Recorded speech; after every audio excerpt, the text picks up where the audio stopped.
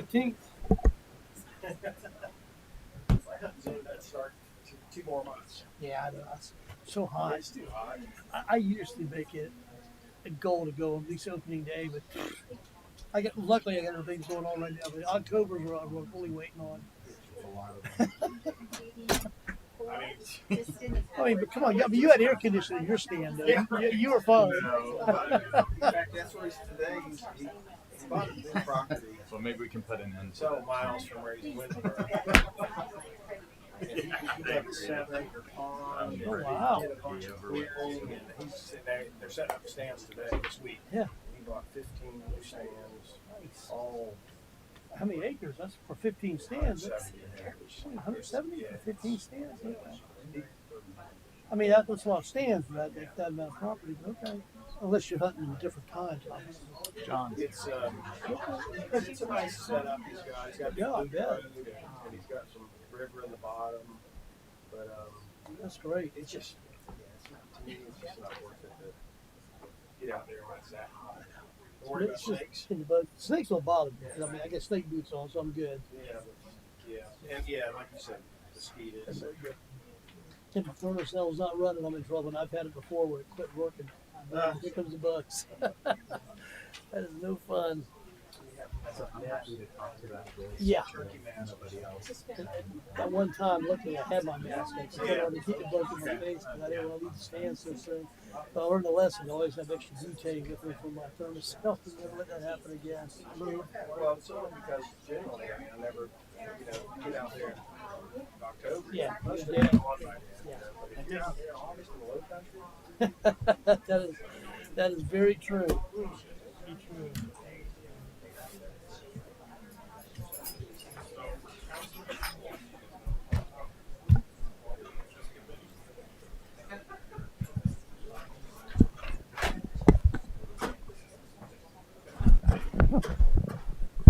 See Brad made Kevin Kinne's Facebook Yeah. page. I mean, that's you know. Thank you, Laura. Good.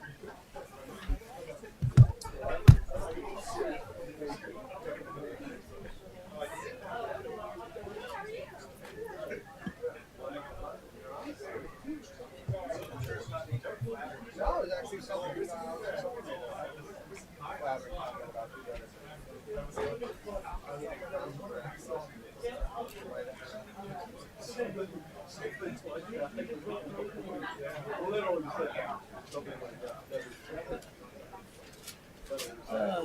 Good stuff. Exactly. Right. Hey, So you're not going to answer that, Brad? sure. Which one answer? I'll answer. I said that. I said Brad made one not weather. He said, I'm sure there's something flattering I said about me. I said, no, I actually think like they said, like basically media companies listen to the professionals for once. The intersection would come out fine. Over there, Bessie? Yeah. Kevin said. Yeah, yeah. If we would listen. Yeah, I saw that. Something too. like it. Is that what they said, right? Isn't that? Yeah. Yeah, we designed it. Yeah. We designed it Yeah. without their input. Well, the Wasn't fact even that loud. Brad's out there is a good sign that means something. Somebody's looking at it at least. Wow. Oh, yeah. Micromanaging. Yeah. They consult with him, put in his 2 cents and say, We do. Yeah, it's 100%. I think that's the reason why Oh, we it's did bad. this It's whole horrible. crazy compromise thing. I know. Okay. Where's GM? GM's It's crazy. how can we get out? Man, I know. who's next in line? person would be Straw, Laura. rock, paper, scissors? D-hack. Laura Jake would be the senior. I'm close. Yeah, it's either you or Laura being the senior in my opinion. Yeah. You want to be mayor pro tempore or pro tempore? You or tonight? Laura. We'll just get Sure. Yeah. Go for it. Go for it. I'll share. Yeah. Mr. Pagliarini, is that allowed? Has anybody called GM? Sir? GM knows. She's a drive. How far out is she? No. You mean in Let me talk to the GS manager. I mean, she lives like 10 minutes away, so It can't took be me too 15 minutes to get here from my house, which What's going just I think I noticed. Like, Chief, what's happening with traffic? It's bad. heavy.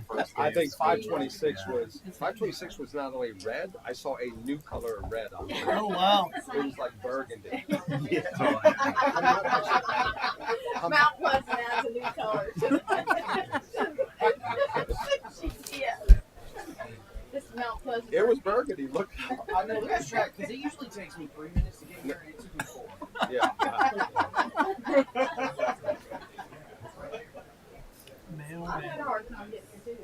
So that's like a 33% increase in drive time. Yes, Yeah. that's pretty bad. I had to endure Coleman Boulevard for I don't know, a tenth of a mile. It's terrible. You could have walked faster. If there would have been a storm, I would have taken a golf cart. I've had to pull in there before and run through the stick of grinders to get here. Some stuff is going. I really want that gate to be turned into a default gate. Open it up. Going to the event tomorrow night.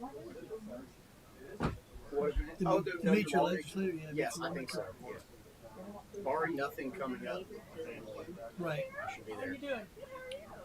There's just been a lot of that lately. No, I can imagine. I can imagine. How's everything going with the campaign? It's going well. I mean, full fundraising mode right now. That's where we're get the money where we need to get it. When will the Gary's advertising not here period yet kind of either, start? right?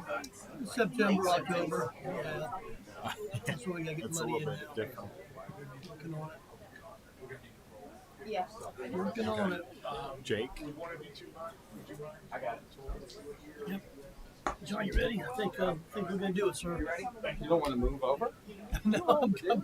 Move on. Do I just do it? Yeah. You don't need to say. Good evening, everyone. It is, I know a few of our colleagues are stuck in traffic, but we will go ahead and get this meeting started. Call to order, which is done. Number 2 on the agenda is public comment. Do we have a sign-up sheet, or is it? Okay. If you would like to make a public comment, please come to the podium and give your name and address, and you have 2.5 minutes, please.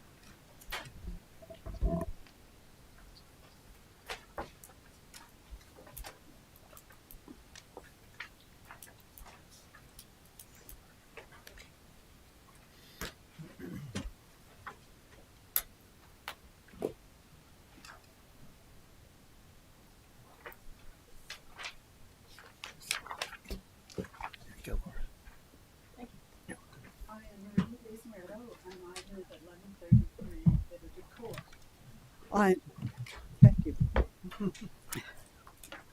I'm here to represent the Mount Pleasant Community Arts Center Committee. I'm also a member of the Mount Pleasant Artists Guild. I'm a mixed media member.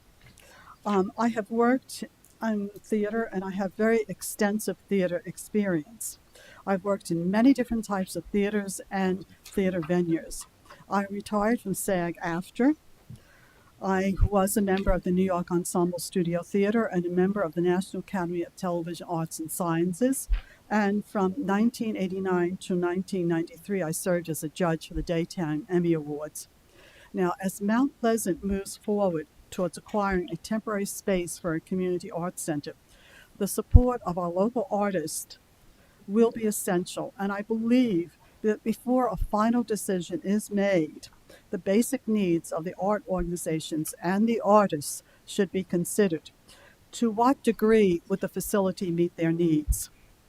My organization has viewed the Cinnabar, the Bilo on the ILP connector, part of a former bowling alley near Aldi's, and the Riverview Worship Hall. It is our opinion that the Riverview Worship Hall, which is approximately 13,695 square feet, has the most potential to be used as a temporary art center. To succeed, the project will need the support of our diverse arts community, and our artists will need to spread their support to their friends and neighbors. We need sustained enthusiasm, buy-in, and vocal support from the artists, actors, singers, dancers, visual artists, and artisans. This can only be achieved by giving them a voice and helping them to feel connected to the project. To achieve that, the project will need a grassroots effort centering on personal contact and convenient channels for feedback. Our local artists and performers can be a potent force for spreading the word and generating enthusiasm for this project. Of course, our temporary facility will not be able to accommodate all the needs of our local artists. Our arts community understands this. However, our community needs to believe that this temporary facility is just a first step. Is that my time? Yes. Oh. This will take intensive effort from everyone, and the Mount Pleasant Community Arts Center is eager to help. Put us to work. Tell us how we can move this project forward. Thank you.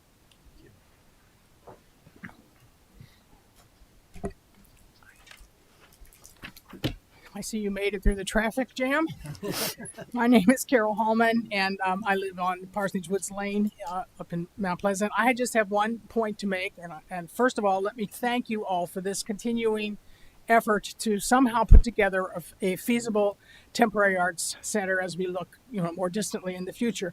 This has turned out not to be an easy needle to thread, and I appreciate the difficulties and your tenacity in hanging in there. I just want to make one point. I want to emphasize something that will help us get to a satisfactory result. I've spoken to you previously about how difficult it is for the Seaside Singers Community Choir and the Mount Pleasant Community Orchestra to find a suitable place for our weekly rehearsals. As you consider potential sites, please schedule, this is my point, please schedule a time for our community orchestra and community choir and orchestra directors, the music guys who run the music, to visit the facility before a final decision is made. There are essential requirements that affect the acoustics and suitability of any proposed rehearsal site, even though that site will meet other needs as well. These include, for example, floor coverings, wall coverings, sight lines, and ceiling height. Well-meaning individuals who lack experience with live musical productions may not understand a potential site's suitability for live music. For example, a site that was built to accommodate retail sales may or may not work for an orchestra or choir. However, a site that was designed with live performance in mind, such as a church sanctuary, are more likely to be suitable. That is why both the community orchestra and the community choir try very hard to rent spaces in local church sanctuaries. I understand that the Springview Worship Hall, located just off 17, may be still available for consideration. I have toured the facility, and the top floor, containing more than 6,500 square feet, is, I believe, worth your consideration. It would be really embarrassing if the town committed taxpayer funds for a temporary arts center only to have two important community tenants, the choir and the orchestra, find it unsuitable for their needs. I sit on the board of directors for the Seaside Singers Community Choir, and we are here to help in any way that we can. Thank you. All right, is there anyone else here for public comment? I'm Diane Vincent. I live at 242 6th Avenue. I am an artist, an art therapist, and an art teacher. And I just found out about this exciting thing that's happening with the Community Arts Center. I'm a board certified registered art therapist. I've been in practice for 23 years. I had to give up my office when COVID hit, and now I'm renting out part-time to see people in person. But it would be so nice to have a space where I could actually see clients or have art therapy groups. I also have volunteered in Bosnia and Haiti doing art therapy, and we included drama therapy and music therapy, brought all the arts together.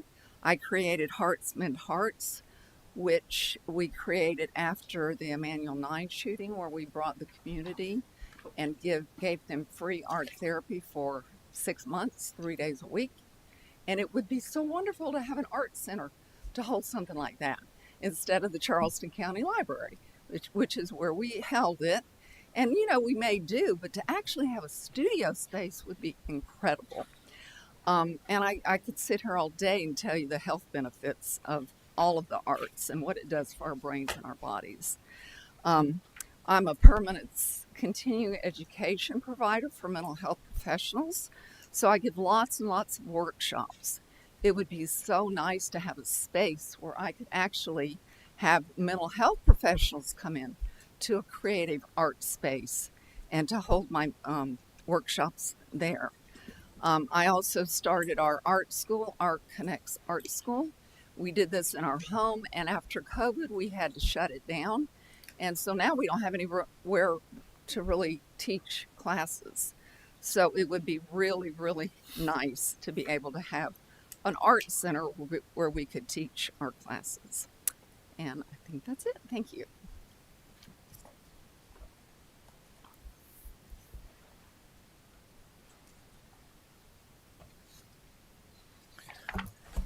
Eric Vincent, 242 6th Avenue.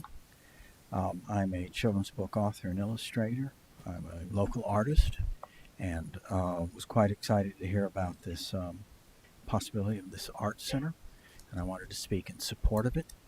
My wife and I founded our art school, Art Connects Us, and I taught for 15 years until we lost it in COVID. And this kind of space would be enormously helpful in our outreach to the community. One of the things we do is help prepare students to audition for entry into the School of the Arts.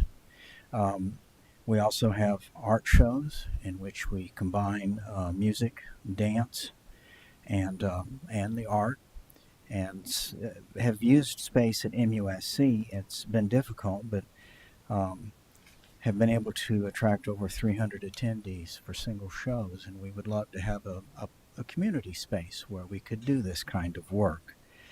So I just wanted to speak in support of this. Thank you. Thank you.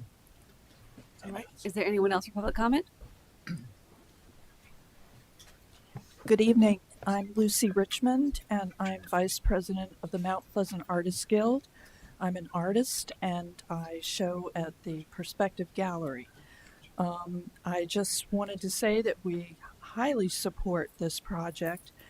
Our organization is a 501(c) gallery and guild, and we give donations to students. We've given scholarships to students going away to study art in college, and we also this last year gave money to 3 different middle schools in Mount Pleasant to their art program because they highly needed that.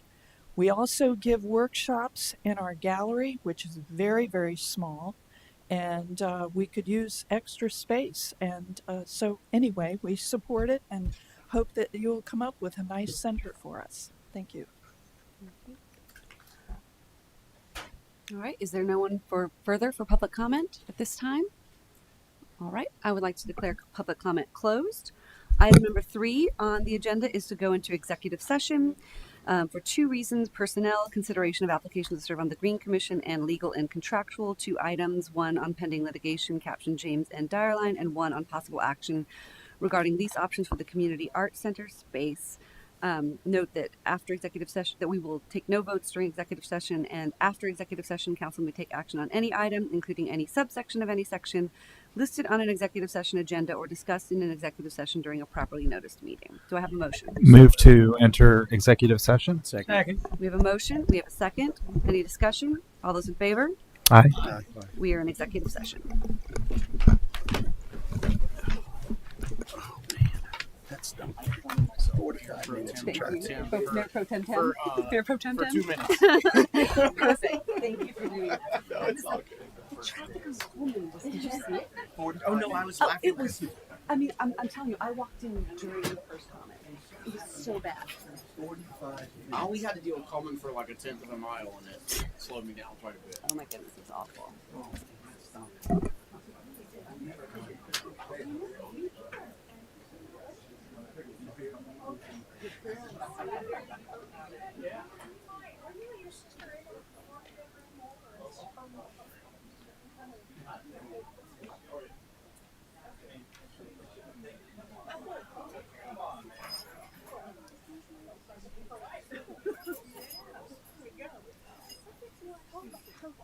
unless you want to go to really fabulous places.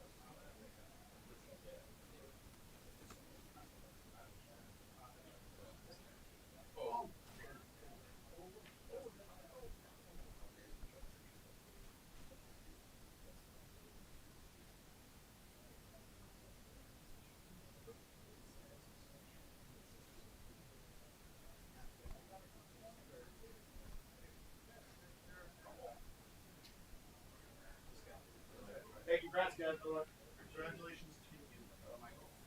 I still haven't heard anything about what? Start date? Well, so you got everything now? Wait, he's gonna come back to it. Watch out. Probably just gonna shut.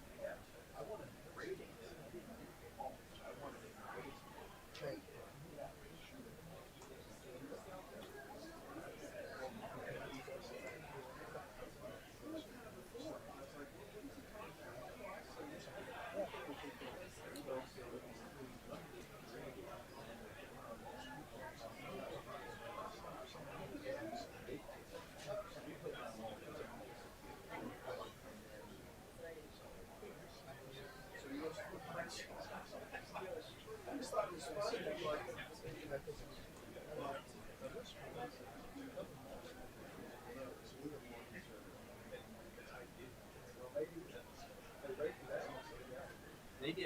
was out there. They called.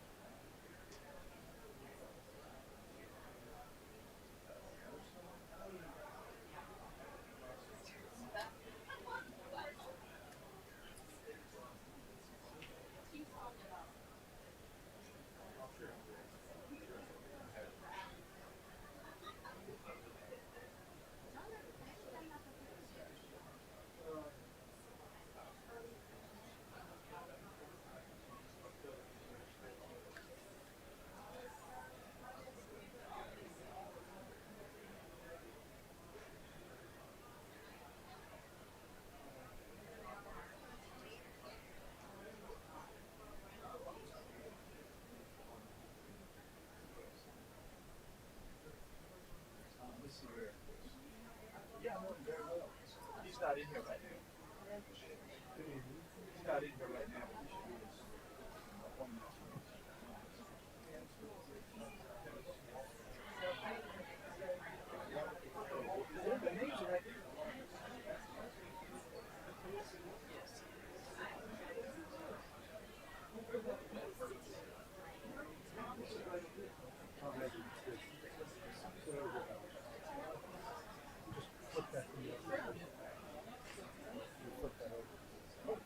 I'm sorry.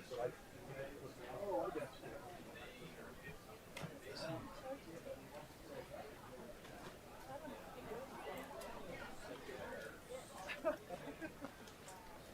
Thanks for doing that.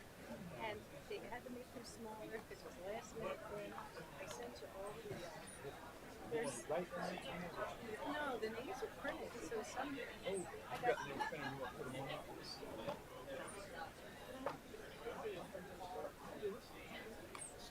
and then I had one done for,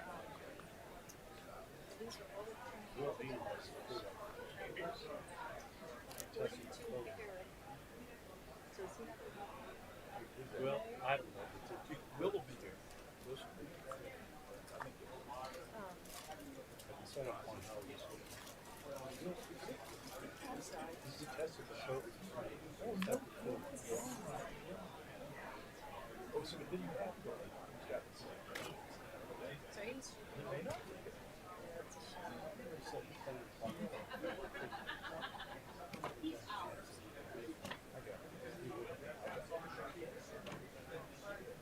we had one made for Eric. And I spent a lot of these. I was on town council for 12 years. oh, really? Yeah, but that was, when I was on town, I left, started meeting on Royal Avenue. How many did you make? Yeah. I made, she made 10. I have these are all the names on them, and then I have 10 blanks. I'll do it. I'll do it. He's a former councilman. They know that he's a former councilman. Now you know all the names, right? See the names. I know. I left early. I left at 5 o'clock. Oh, those books. Those books, yes.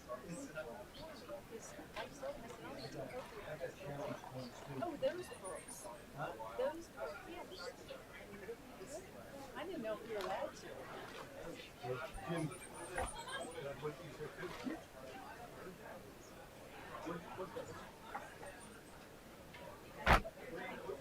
I'm just putting it right in front of the desk, right in front of the chair.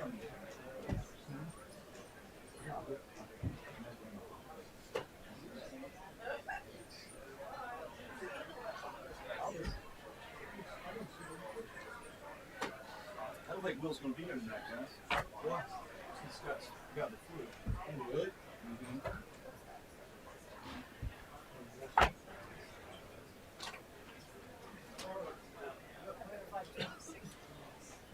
Disaster.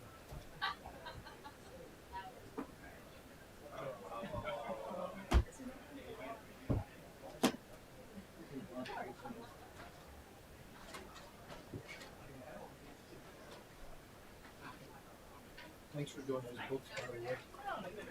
They did them pretty fast. They were only $600. Is that all? That's all.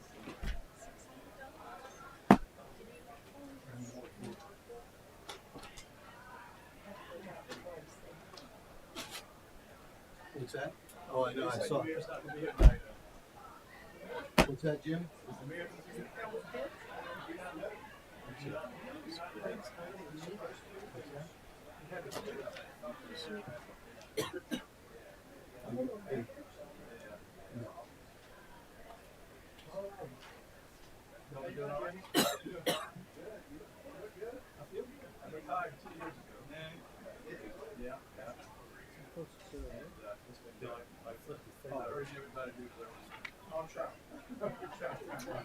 Those are the You have to sit on the stress level.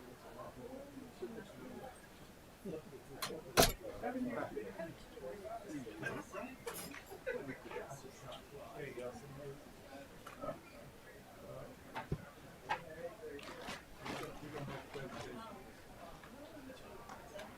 Right there. Good to see you guys. Oh, how am I gonna get sauce? Yeah, I'll put one right there. All right, I'll see you all later. What's that?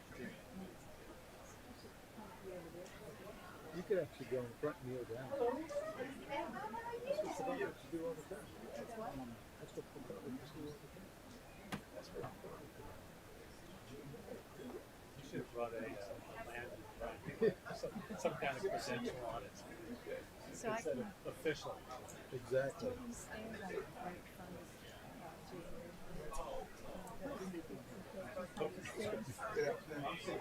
I just want to say hi to you.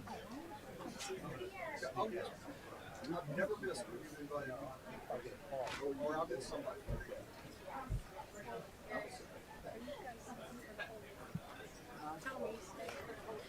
No. Quick, keep your seat, please. Quick. Good to see you, buddy. How you been doing?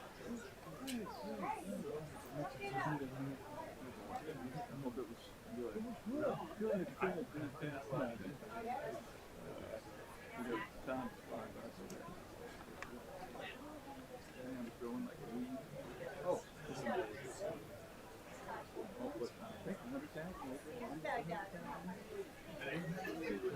Good to see you. You said you were here to protest with the king.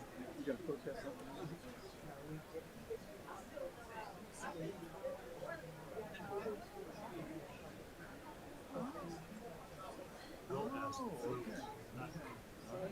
I'm gonna tell Pena I saw you.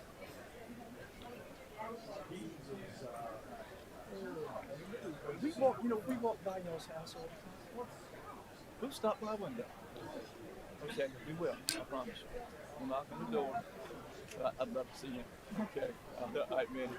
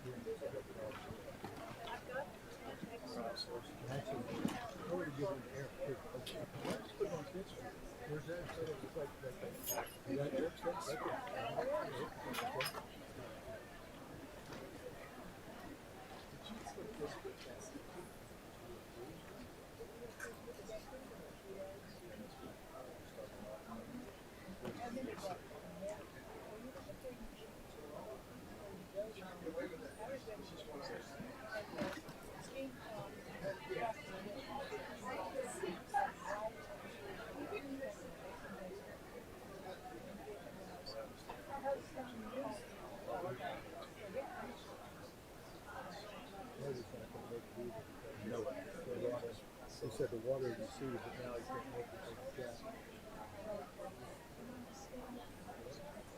That's too bad.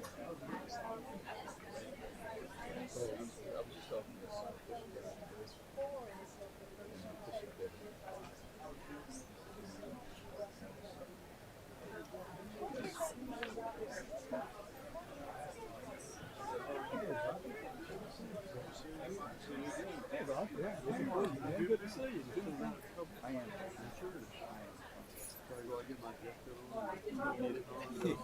I wore this because Harvey said he was going to cook, so I wore it. Nice to see you.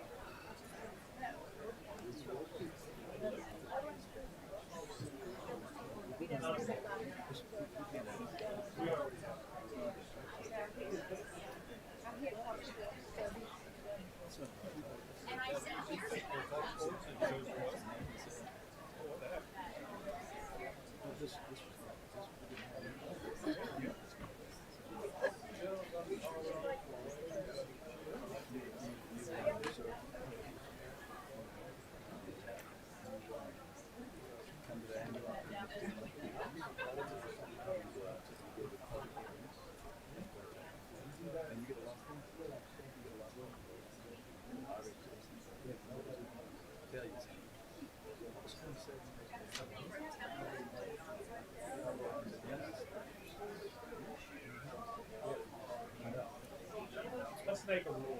Let's make a rule.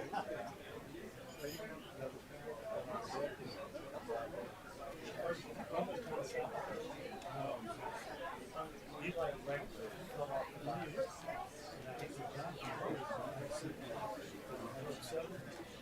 seven rooms. So I mean, regular work for him. He was familiar with it. We went back in. Oh my God. But no, it must be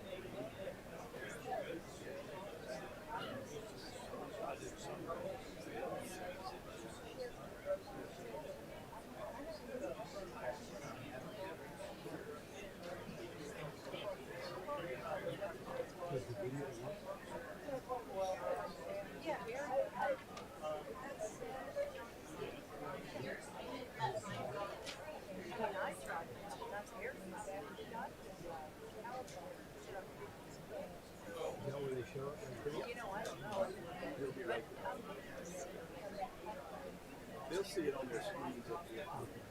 They'll see it on their screens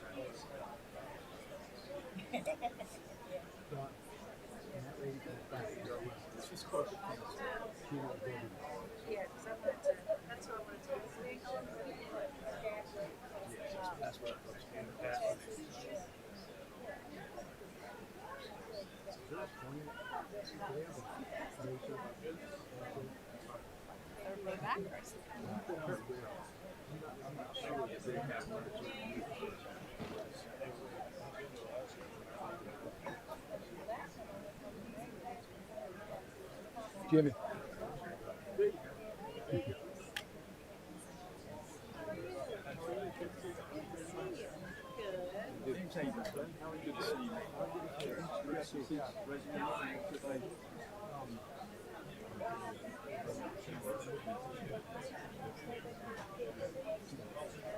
I'm just going to tell them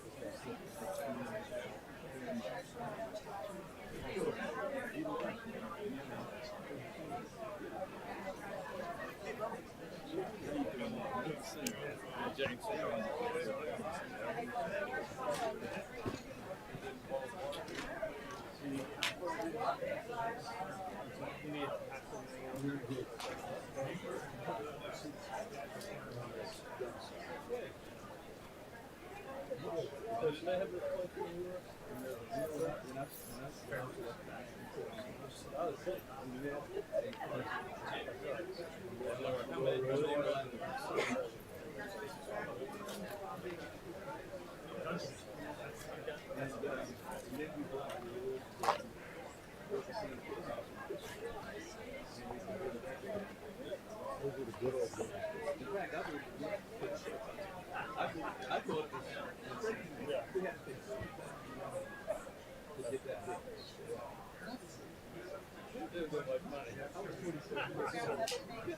Next guy, you haven't changed, Jack. It was a lot of fun. After 12 years. Really? So they Harvey comes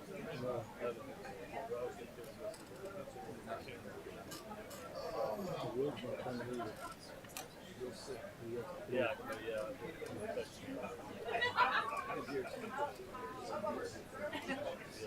Hey, did we schedule a meeting?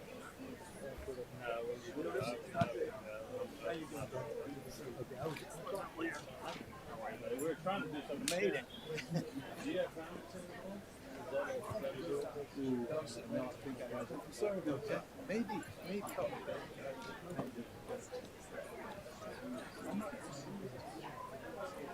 Pretty good.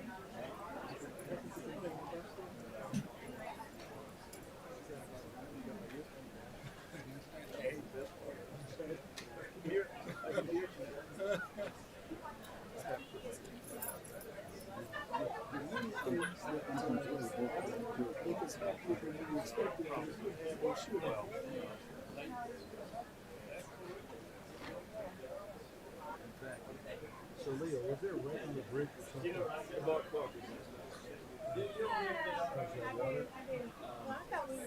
I think maybe an accident.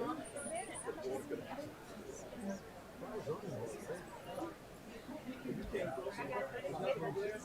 Yeah, 5.6.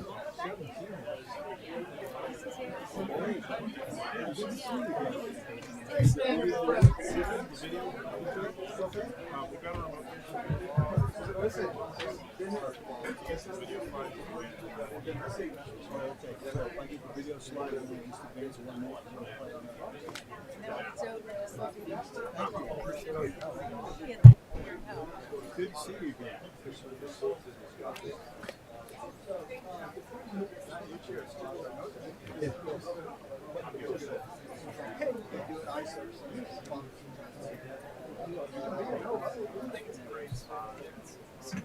I think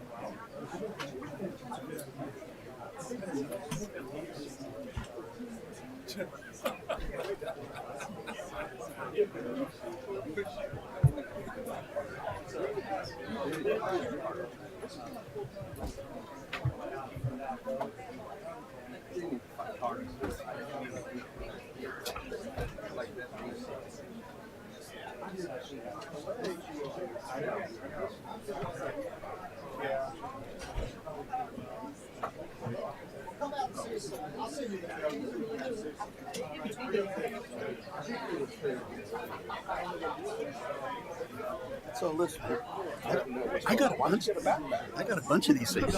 Hey, All right, we have returned from executive session. No votes were taken. On item 3A personnel, do we have a motion from the council? Yes, ma'am. For the Green Commission, I would like to make a motion that we reappoint the following individuals: Susan Johnson, Andrea Martin, Leah Calabello, and David Quick. And that since there is a position open, that we appoint Jacqueline Bushing. Second. We have a motion and a second. Any discussion? All those in favor? Aye. Motion carries. Moving on to item B, 1 and 2. Do we have a motion on item B? Sorry. Before that, That's Mr. okay. Icofano. Yes, Madam Chairwoman. Out of an abundance of caution, I had recused myself from B1. I did not attend the meeting, and I was not there during the meeting. Obviously, I recused myself. All right. And then do you have a motion on number 2? B2? Well, Mr. Icofano? don't you have to go B1 first, though? Oh, I don't think do we have any motion regarding B1? I believe no action was no action was taken on that one. Yeah. I didn't know. So- I wasn't there. Okay. Oh, that's right. You were there. Moving Like on. I literally wasn't there. Yeah. to Moving on to prove the B2. Madam Chairwoman, I'd make a motion to authorize staff to negotiate and execute a lease as discussed in executive session in regards to item B2. Second. We have a motion and a second. We are in discussion. Is there any discussion? All those in favor? Aye. Any opposed? Motion carries. Moving on to, we're done, we're post-executive session. Moving on to item 5, recognition of police explorers.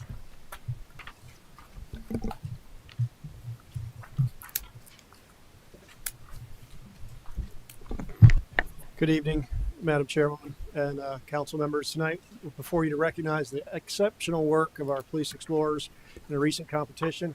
Y'all come on up. Before I do that, I just want to take a moment. Captain Carter is going to explain to you the awards they received, but I wanted to thank him for his leadership of the Police Explorer program. Over the last several years, he has done a tremendous amount of work in developing this program, getting new explorers on. He spends endless hours teaching and mentoring these young folks. So I can't thank you enough for your leadership. He has a team that works with him of several other officers that he's recruited to help, and it's great to see that group effort, that team effort. Captain Carter, you want to run through and explain what they...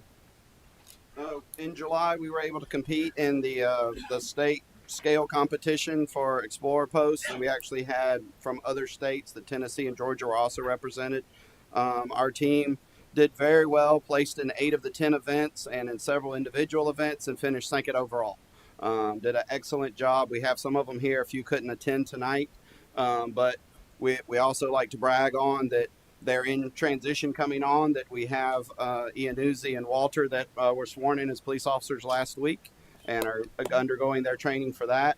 I have Ben that's working in records, and then Michael's hoping to come on as a CSO here shortly. So that's that transition that we're trying to do to keep that fostering and that continuity for us and recruiting and retention for us. So we just want to recognize them for their hard work and finishing second overall and tons of medals that they placed in a lot of events. So thank y'all.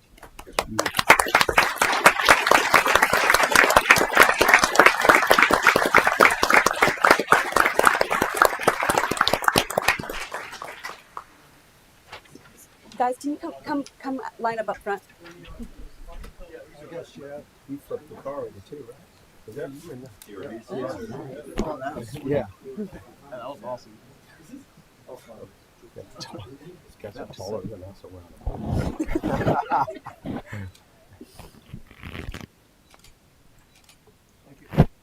Thank you. I'm gonna point that out.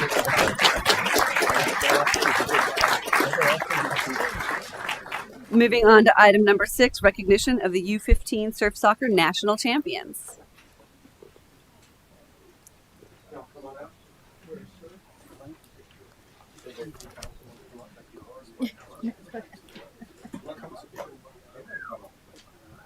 Everybody wore surf. Some of us wore surf. Would you like it?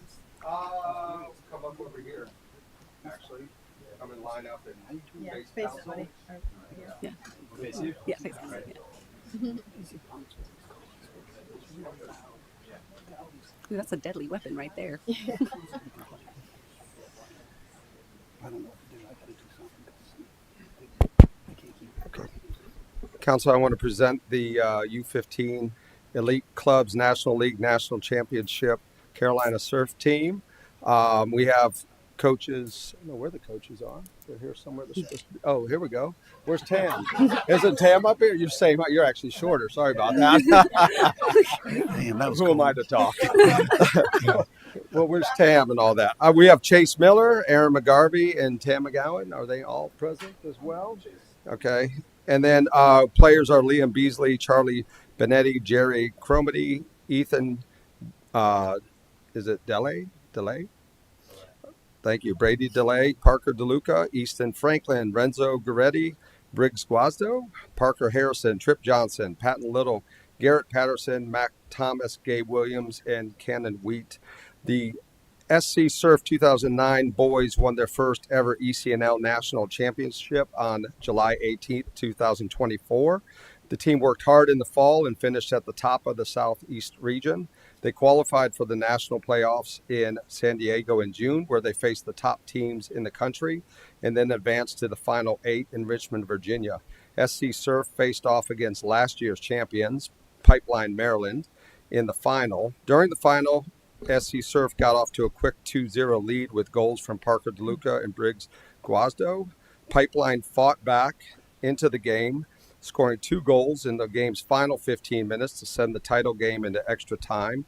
In extra time, SC Surf's Liam Beasley found the goal for the game winner to defeat Pipeline 3-2 and clinch the U15 ECNL National Championship. Now, I know that Surf has fought long and hard to get the ECNL recognition and get in that league. That is a premier league in the United States, so they brought a great thing to the town of Mount Pleasant.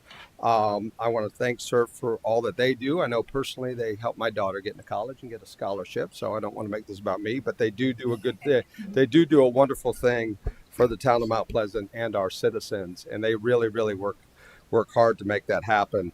I want to thank the coordination of Steve and Andy, because they make those fields available, and I really want to thank you because those are the citizens of Mount Pleasant. And once again, I just want to introduce to you guys the national champions of the ECNL U15 Elite Club, SC Surf.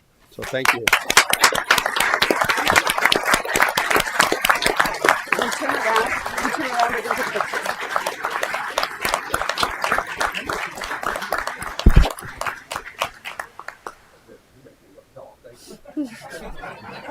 Okay.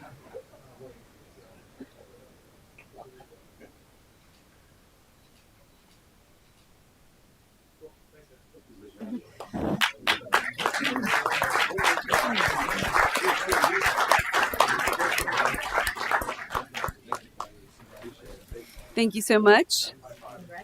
Congratulations. Thanks so much for coming out. Yeah, it's pretty cool. Yeah, it's pretty deadly.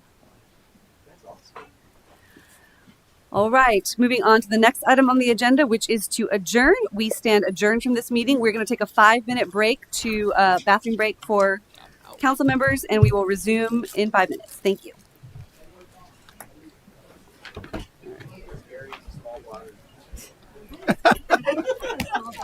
That was cold. Yeah. Thank you. What's that?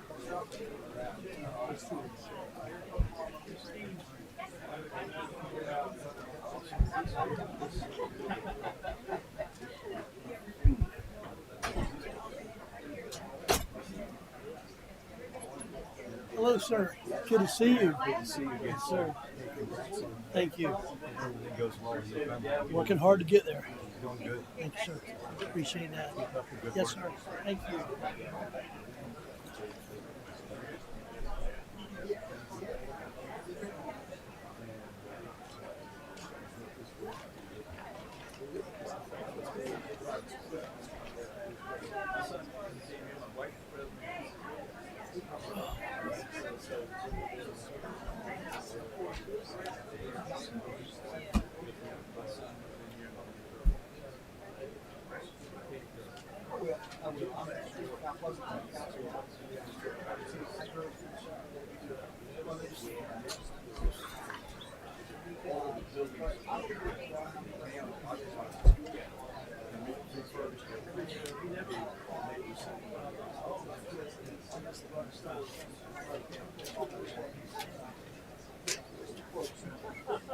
It was the first.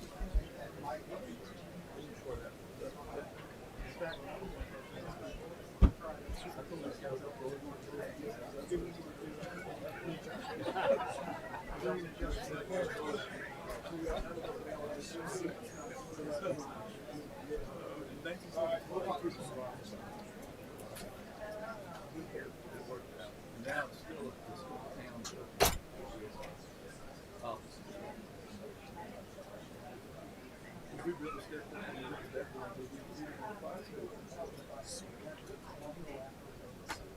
So young tennis. Yeah, we played that game. And I knew I wasn't going to play that. And my she called us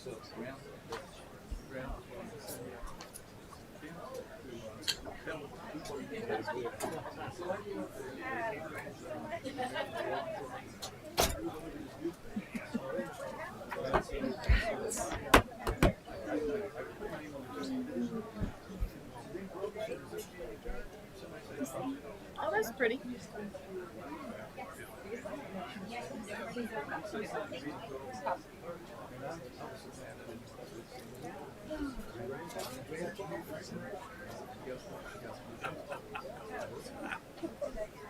I literally have an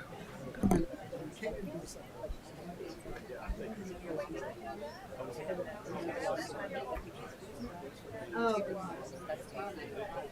yeah, I work until 6.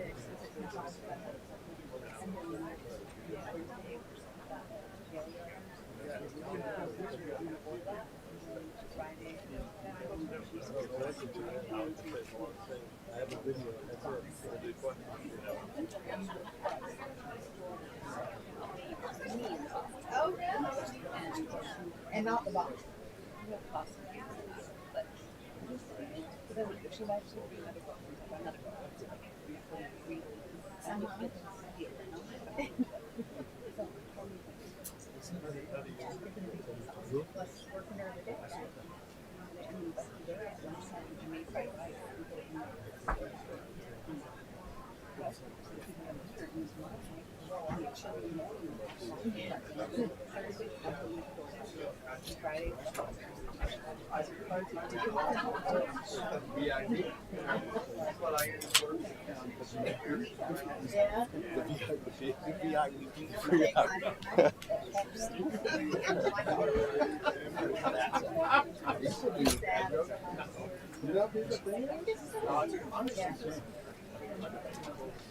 I told you I saw that on the back.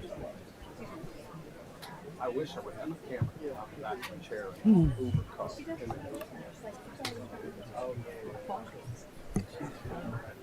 All right, Gary, ready to get started?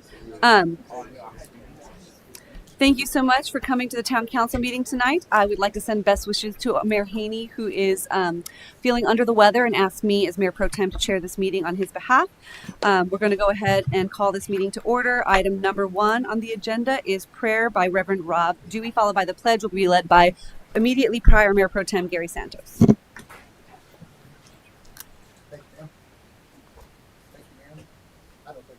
Let's pray. Lord, we just thank you for this time that you've called us together as a town, as a family, as a community. We just ask your special blessing on this holy place right now so that everything that happens will be of you. And we just thank you for the leadership that stands in front of us and for calling them to these positions. Now, as you bring this meeting to order, pray that you'll bless it so that we can go out and do what you've called us to do. In your holy and blessed name we pray. Amen. Amen. Pledge allegiance to the flag of the United States of America and to the republic for which it stands, one nation, under God, indivisible, with liberty and justice for all. Thank you so much. The next item on the agenda is approval of the agenda. Do I have a motion to approve? So moved. Second. We have a motion and a second. Is there any discussion? All those in favor? Aye. Motion carries. Moving on to item 4, public hearings, awards, and presentations. Item A, Chairman Harvey Schiller will make a presentation on behalf of the National Medal of Honor Center for Leadership.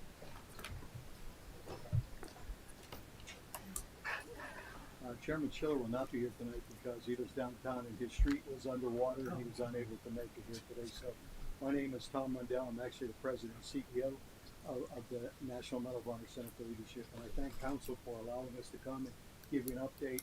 But even before we begin the presentation, I want to say some years ago, town council had the foresight to make a significant $3 million gift to our organization.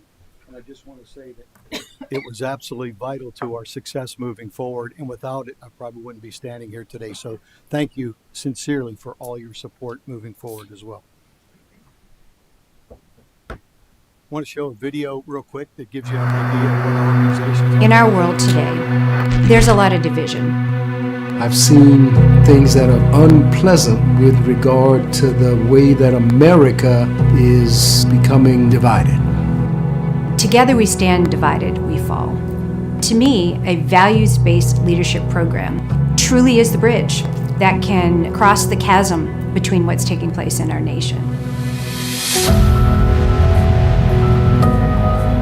Our true vision is to start a conversation and a movement around the country around the Medal of Honor values to bring those values back into vote. We began with the thought that we would build a museum that would complement what is already on the Yorktown. The more we thought about what impact we wanted to have, the more the notion of being an education platform, especially for leadership, gave us a much broader reach. This was an organization that was founded on the values of Medal of Honor recipients. And we've broken them into 6 pillars. We're trying to take those 6 pillars and infuse them into a process where we teach people what it means to be a leader. Out of all the thousands of leadership programs that exist today, there are very few that are values-based, but more importantly, values-based with the values of the Medal of Honor. That's the game changer. I think some people can be predisposed to leadership, but I think it's something that's built. I think it's also a commitment to lifelong learning, because I don't think that anybody's ever complete as a leader. We're building a 50,000 square foot facility. We're going to do virtual reality. We're going to do online training. We're going to do online curriculums. We're building programs that are across a variety of different modalities with different partners. We want to take values and integrate it into leadership programs where they don't talk enough about values. We can put this leadership education out broadly across the United States and ultimately internationally. The possibilities are just phenomenal. I joined this board because I found that the values-based leadership component really appealed to my heart when I saw that, and it also is wrapped up in what makes America great and exceptional. I realized that this was a great place for me to serve. We're trying to make America a better place. We're trying to make the leaders of tomorrow better leaders. It's not about the bricks and mortar. It's about the lives that will be changed in this country, and we have this opportunity, and we need to do it, and we need to do it now.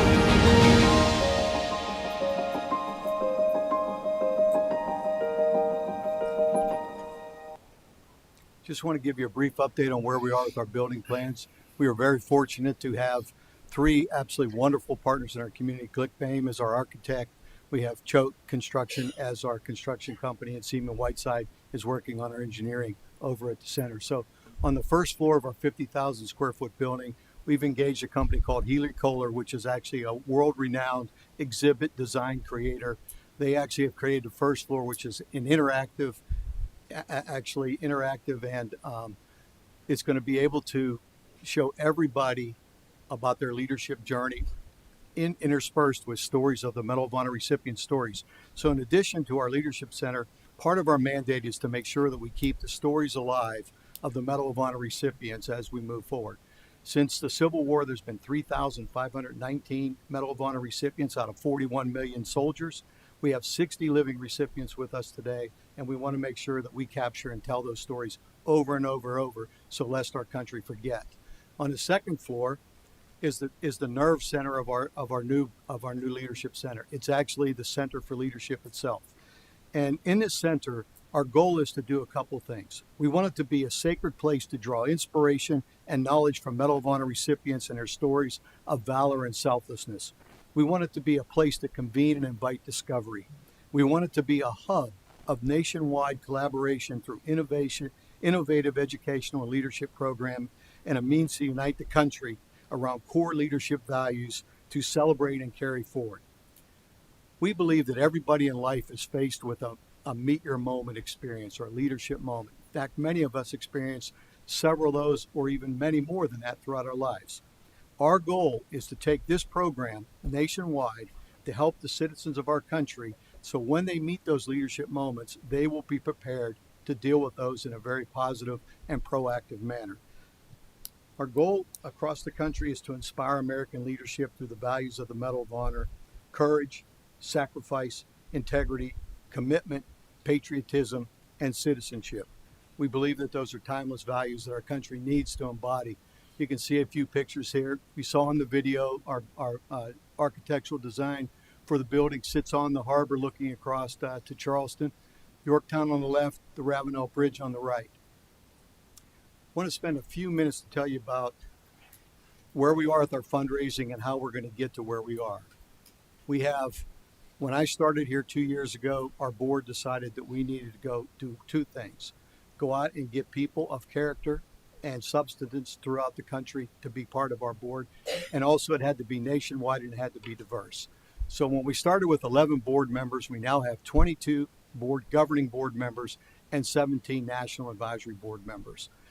In the last year and a half, that has proven to be almost a Herculean task, and our board has really done a tremendous job of accomplishing everything that we set out for. We can actually have an unlimited number of national advisory board members, and the goal there is to help govern the organization, set the strategic direction, but more importantly, introduce us to people throughout the country who want to join us in this battle to move our values forward, but more importantly, to help fundraise. Our goal is $75 million. We are at 22 and about $22.5 million right now. I know you have some questions about what's public, what's private in funds. We have $19 million in public funding, of which $3 million you generously donated to us. State of South Carolina has donated $11 million, and the county of Charleston has donated $5 million. They had a 10-year pledge that we were in the second year of the pledge. They actually paid that off 8 years early just this past couple weeks. And so that gives us a great confidence that they believe in what we're doing even more so and wanted to make sure that we had those funds available for us.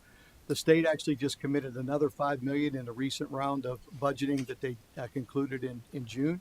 But more importantly, the Speaker of the House has actually pledged that he's going to go out, hopefully with the funds that are available, and raise another $20 million for us. And hopefully they're going to make that contribution to us in next year's budget. A little bit about our leadership program, and I don't want to spend a lot of time. These slides here represent 2.5 years of hard work by our education committee, led by a PhD, Dr. Justin Habash. He's actually the Assistant Dean of Teaching and Learning at Johns Hopkins. He's the architect of what you see in front of you.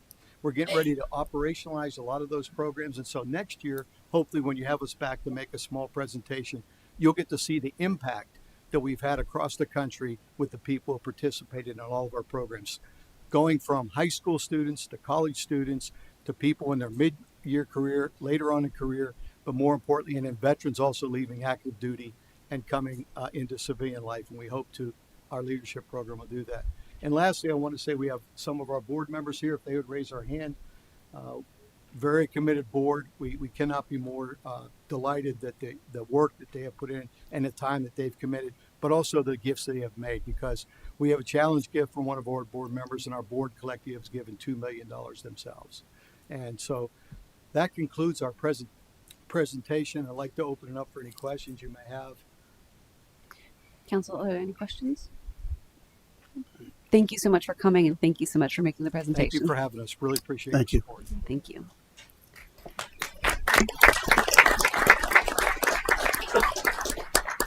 Item number B on the agenda, Christiane Farrell will present the Municipal Association of South Carolina Achievement Award. And I'm also going to invite Kate Broom, who is here representing the Municipal Association this evening.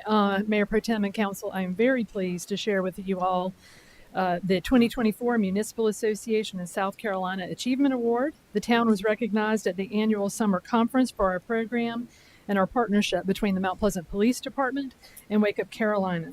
We are leading the way in the state with our innovative and progressive program in the fight against the national opioid epidemic. Together with Wake Up Carolina, we are sharing real-time information on overdoses. We are making sure that individuals and families are receiving immediate peer support. We are providing life-saving kits with Narcan and fentanyl testing strips to individuals in the community.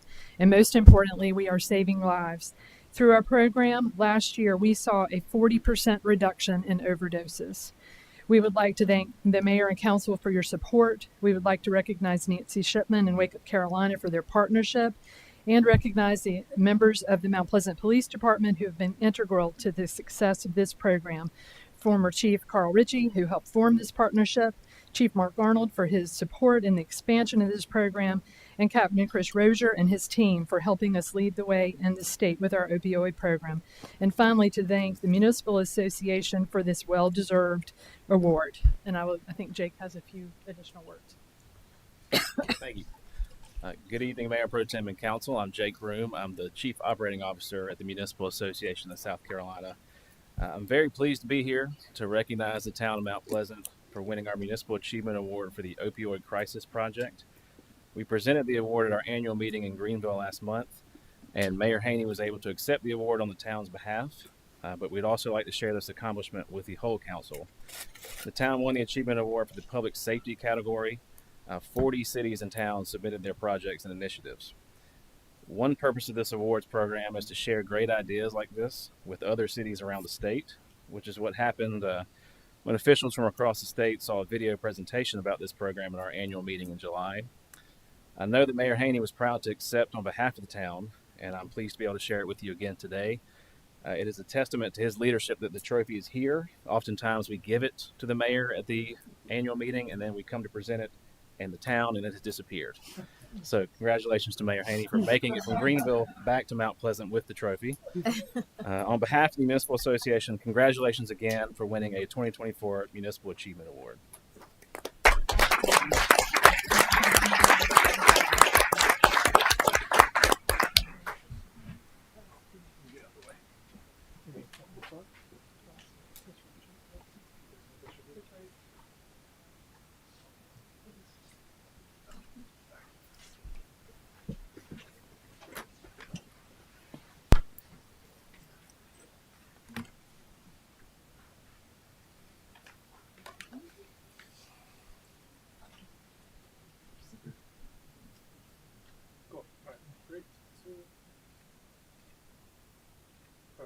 One here.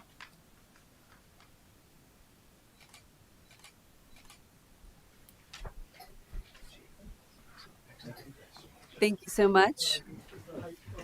Moving on to item C on the agenda, Chief Arnold will be presenting a longevity award.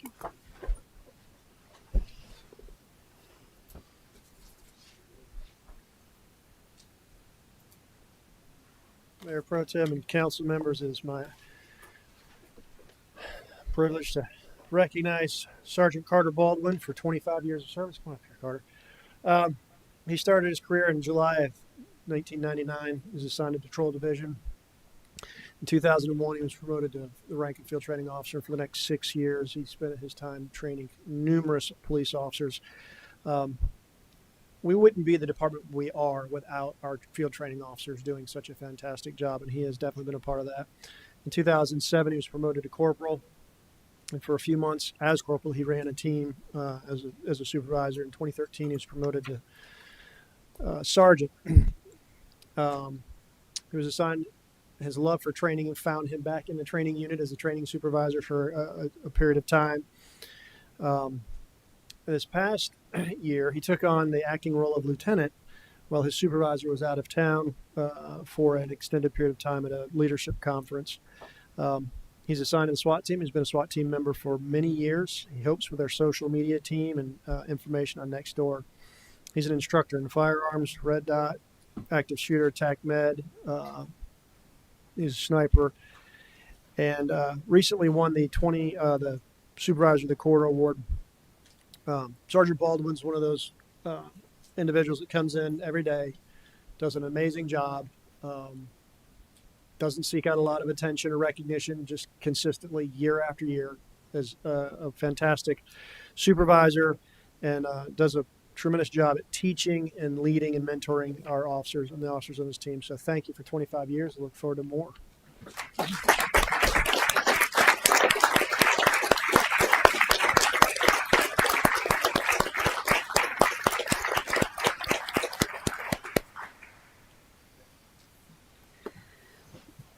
Thank you so much, Chief Arnold.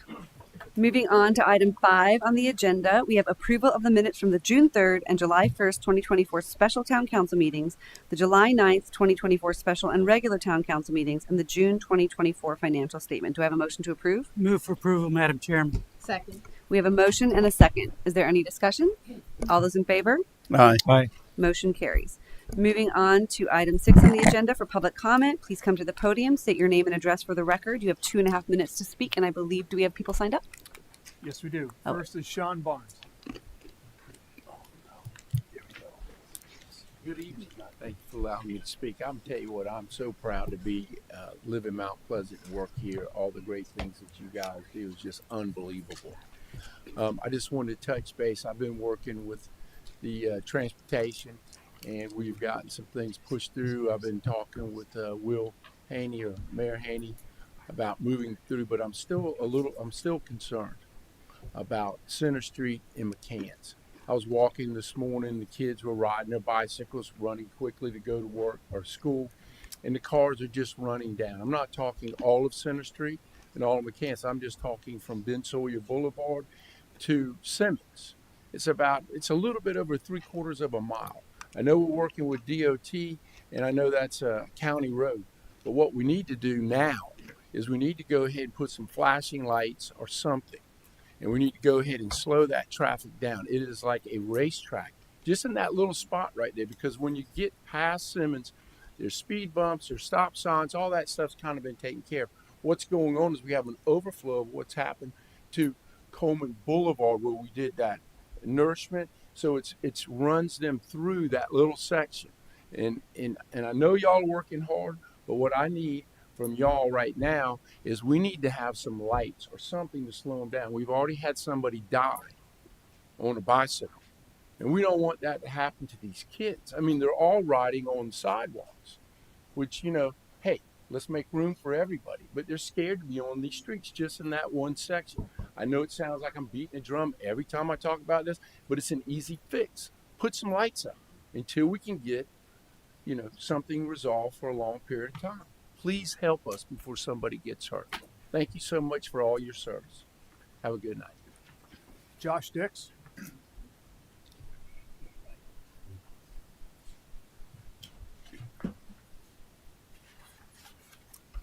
Hi, I'm Josh Dix with the Charleston Trident Association of Realtors, and I'm here tonight to speak in favor of the town center proposal. I think this is a great way for towns to adaptively reuse shopping centers, mixed use, mixed income communities. This is the type of housing that our region needs, and I want to say thank you for considering the proposal, and I look forward to the discussion tonight and how we're going to grow in a smart, sustainable way. So thank you.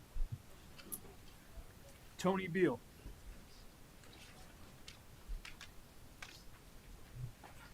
Hi, my name's Tony Bell. I'm a private citizen residing at 921 Pine Hollow Road here in Mount Pleasant, and I wanted to thank the Mayor Pro Tem and the council for allowing me to speak.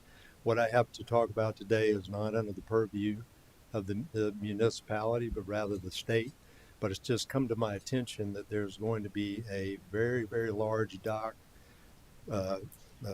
built potentially across one of the most pristine of Shem Creek, which is near and dear to my heart. I've been a resident of Mount Pleasant for over 30 years. I'm a native Charlestonian, lived on the creek for 20 years, and I've watched development take over various parts of the creek, but I've never heard of a 730-foot dock coming across the creek, which would then open the door for multiple docks, at least up to a dozen in the middle of the creek. And this is not, again, an issue that's under the town's purveying necessarily, but I wanted to just alert everyone, even as private citizens, that the comment period for this closes tomorrow afternoon. And I'm going to leave some literature. I have drawings of what the dock will look like, what impact this is going to have, and I can tell you it's going to be very deleterious to the creek. No one that I talked to in Creekside, other surrounding neighborhoods, or anywhere else was aware of it. I talked to, water keepers, different environmental groups, Conservation League. Nobody knew about this. It wasn't on their radar, but it is in the stages of review now. So that's why I'm coming to you as a private citizen, just wanting to get the information out there to as many people who has ears and will listen, that I love this creek. I feel a stewardship responsibility. There's a lot of stakeholders in this area. It's an economic benefit to us because they bring in ecotourism by the hundreds. I can tell you there's hundreds of kayakers, hundreds of paddle boarders. There's recreational boaters. There was somebody, a friend of mine, fishing at my dock yesterday. And he said, I just do not want all this coming in here because this is too valuable. It's something that our children, grandchildren should enjoy the way it is. And I'm not against property rights, don't get me wrong, but this is unprecedented and will basically produce just a mass of docks, which would totally change the creek. If this one goes through, there's at least a dozen more behind it. So anyway, I'm glad to answer any questions from anyone here in the audience, anywhere else. And I'm going to leave some of these flyers that detail the information. You're welcome to send an opposition as a private citizen and indicate your feelings if you so choose, or if you support it. Thank you. You can leave it with the clerk. Thank you so much. Thank you. Alan McMahon.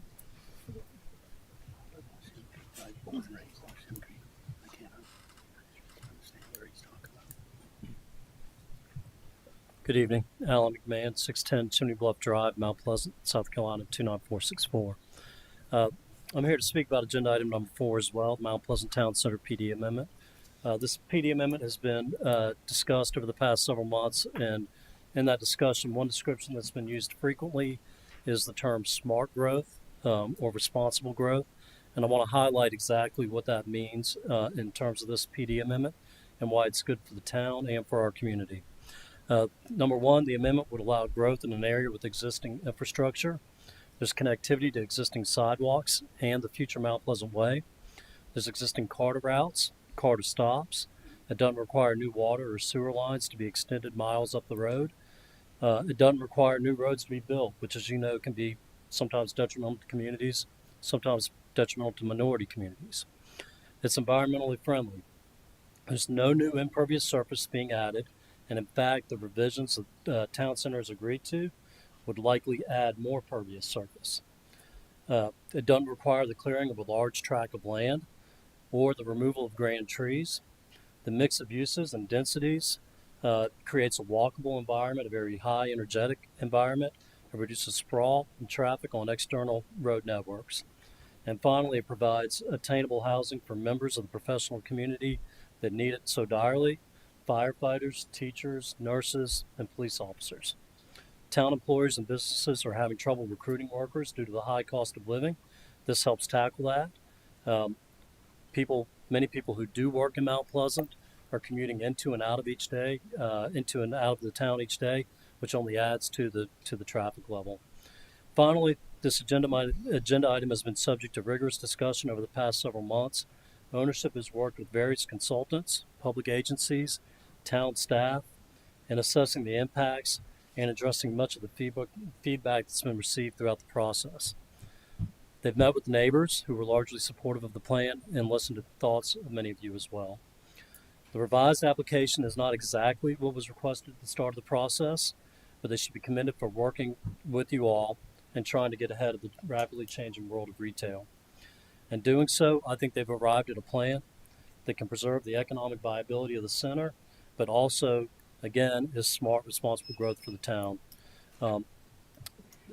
I'll close just in asking for your support. Thank you. Thank you. And are you here? I'm sorry. Are you here as an individual citizen or representing the Both. representing Yes. the developer? I'm with the Beach Company. We serve as a consultant for Continental Realty. I'm also a citizen of the town of Mount Pleasant. Thank you. Thank you. Elizabeth Horton. Thank you.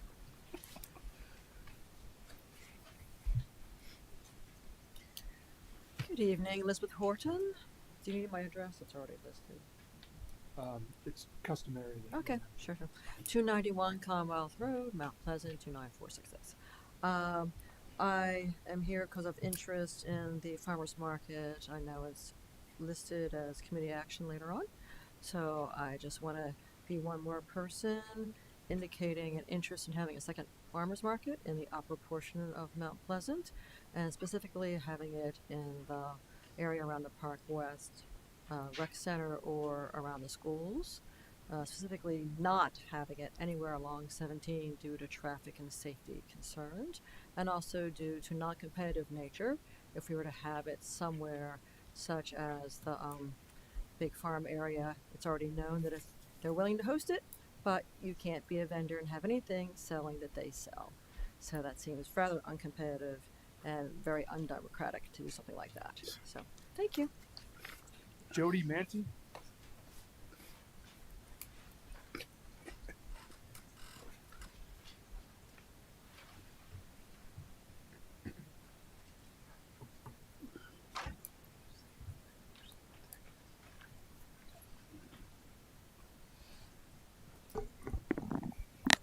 Good evening, Town Council members.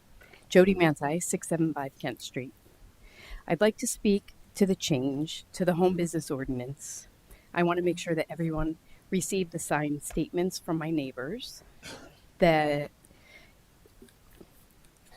all the properties surrounding our home, most of who have residents working from home, state that they acknowledge that they have no issues with traffic and or noise that my business produces.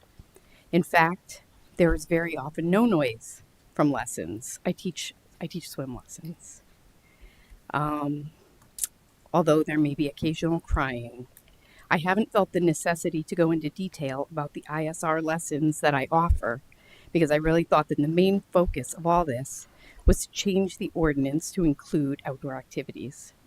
It has become very clear to me that 675 Kent Street is specifically being targeted. I teach children, primarily 1 to 4 years of age, how to be aquatic problem solvers and increase the chances of them surviving an aquatic incident. I only teach private one-on-one lessons, always, just myself and one child at any given time in the water. If that one child cries, it produces the noise of a single child crying. I think the sound of one child that may or may not cry is a small price to pay for the invaluable skill of self-rescue.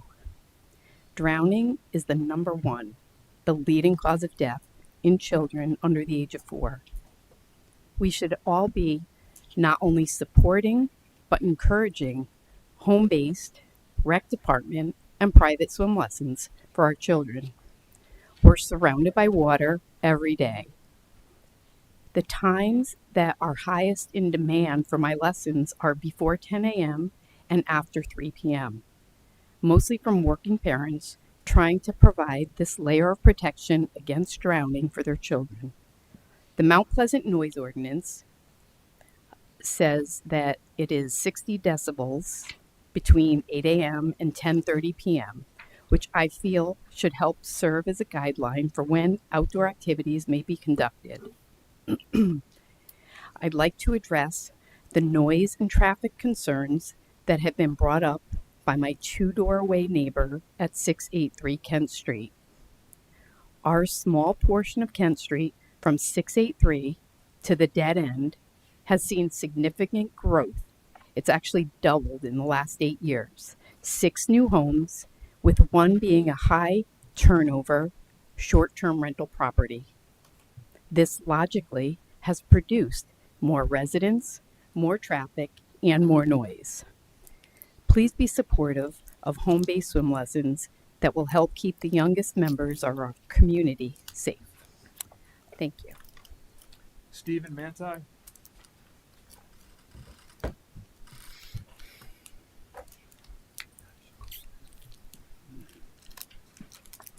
Good evening, everyone. Steve Manti, 675 Kent Street. I ask, can we please not make amending a home-based business ordinance about 675 Kent Street? Let's say I'm Johnny Golf Pro. I want to teach a 1-hour golf lessons from my backyard. Being an outdoor business, I will have weather to contend with. In Mount Pleasant, there will be days that are too hot or even too cold. There will also be rainy days or weeks, like last week. Then we have the tremendous thunderstorms that roll through. But now I have beautiful weather, the reason we all live here. I am ready to teach. Oh, wait, the amended ordinance says I can only have 4 hours of lessons per day. Can we really expect a Mount Pleasant small business to keep a successful business, limiting them to 4 hours a day? Is it the noise of a swinging golf club or the one car at a time that comes to my house? Why are you limiting my teaching to 4 hours a day? So if need be, let's consider 675 Kent Street and this proposed amendment. My wife, Jody, she's a water survival instructor, not a businesswoman per se. I think she'd agree with me on that. She did not start her small at-home business knowing any town ordinances were being broken. She just wanted to teach water survival to infants and children from her backyard. Any and all complaints about noise or traffic have come from one address on Kent Street. There have been no other complaints from our neighborhood. There hasn't even been a single complaint from the 5 homes that abut our property. We have signed statements from our abutting neighbors and many more neighbors stating they have no issues with noise or traffic that this home-based business had generated.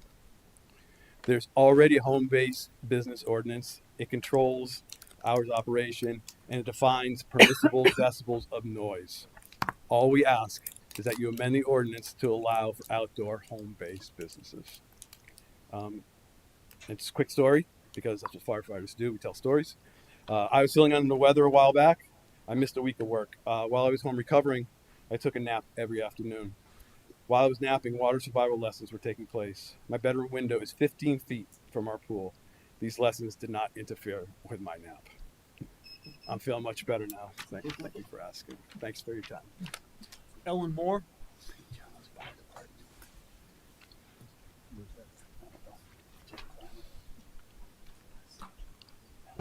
Good evening, Mayor Pro Tem and council members. Thank you for giving me this opportunity tonight to share with you our positive comments about the farmers market coming to northern Mount Pleasant. I'm sorry, my address is 1469 Gunnison Street in Carolina Park in northern Mount Pleasant. We're excited about the opportunity to have a farmers market in the north end of Mount Pleasant. We think that it's much needed, just given how long it even took me to drive here tonight. But more importantly, I think it would be really well received by the community and bring us together in a way that's really important. And there's several locations I know being considered. One that I think should warrant some consideration is the one on Faison Road in the Carolina Park fields, where there's facilities and ample parking, more ample than any of the other facilities, to my knowledge, that are being considered. So I'd just like for you to consider all options and maybe involve the community. Perhaps the community can provide you some input as well. I'd also like to congratulate the town council for the sale of the land on Faison Road to the developer that's building the business park. I think some of the residents that I've spoken to already have said that an industrial park that is planned for that space is maybe the right next thing for us, and we appreciate that we didn't go too crazy with that land, and congratulations on the profit. So thank you. Have a great night. Greg Sabecki.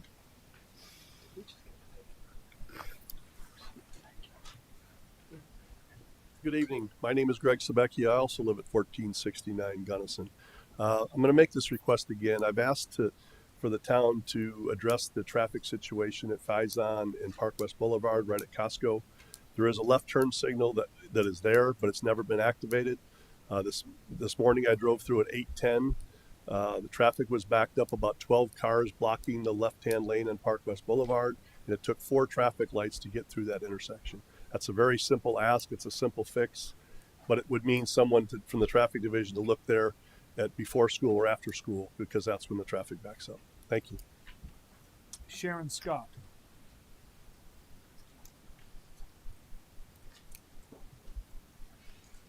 Hi, I'm Sharon Scott, 630 East Hobcaw Drive. I'm here to speak for Alhambra Garden Club. In September 2023, Alhambra Garden Club reached out to the town to explore new avenues to promote the historic value of Patchen's Post Office, which was built in 1899 and was the first freestanding post office in Mount Pleasant. On October 13th, 2023, Alhambra representatives met with town staff members. At that meeting, Alhambra was advised by James Ward, Legal Department, that the town believed it owned Patchen's Post Office. Mr. Ward advised us if we disagreed, we should provide evidence. We proceeded to compile such evidence and found historical documents and information, including the town council minutes of June 7th, 1971, evidencing the town of Mount Pleasant providing permission to Alhambra Garden Club to place Patchen's Post Office in its present location. Our attorney, Lewis Horton, has provided all this information to Mr. Pagliarini. Alhambra, with the help of Town Council member Harry Hitopoulos, restored the historic building. Mr. Hitopoulos served 12 years on Town Council. Since then, as your historical marker notes, and as Mayor Haney stated on February 12, 2019, when he presented the club with the Cresco Historical Stewardship Award, and I quote, "Since 1971, the Alhambra Garden Club has owned, maintained, and promoted Patchen's Post Office," end quote. It has been an amazing collaborative partnership between an organization dedicated to serving its community and the town, benefiting countless grade school children exploring their community history and the public through tours and open houses. As we are all reasonable people, we are certainly willing to work with the town for the best outcome for Patchen's Post Office and for the people of Mount Pleasant. Thank you. Katie Egbers.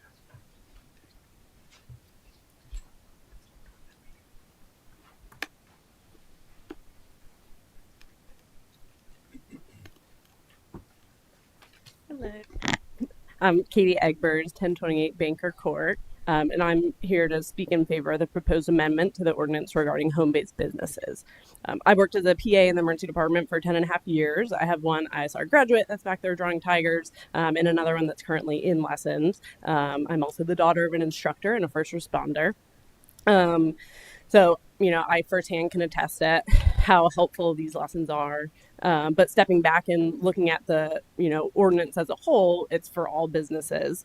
And my question is, the restriction of limiting instructional activity to 4 hours per day. They're already saying that the business hours are 10 a.m. to 7 p.m. I'm not sure exactly where that 4 hours came from, but looking at an outdoor home business, the timing's not always predictable. There's weather that can affect it and things like that. It's also a very objective amount of time, which clearly becomes an issue if someone has an issue with it. And then, my question is who's going to follow up on that and enforce it? I think that kind of takes away from some precious resources, that the town has with law enforcement and things of that nature. Also, are there any other businesses that have these kind of restrictive hours, saying that within a set business hours, you're only allowed to operate for, set number of hours per day? Again, when you're already adhering to set business hours and things like outdoor noise ordinances that are in place, which clearly businesses will have to adhere to as well. So again, looking more specifically, if you are limiting the hours of this, that limits the number of kids that are going to get these lessons every summer. There's already wait lists for it. And in the long run, it probably would just prolong the amount of time that lessons are going on and, really have the same number of hours that kids are getting these lessons every year. Thank you. Sonia Boyd.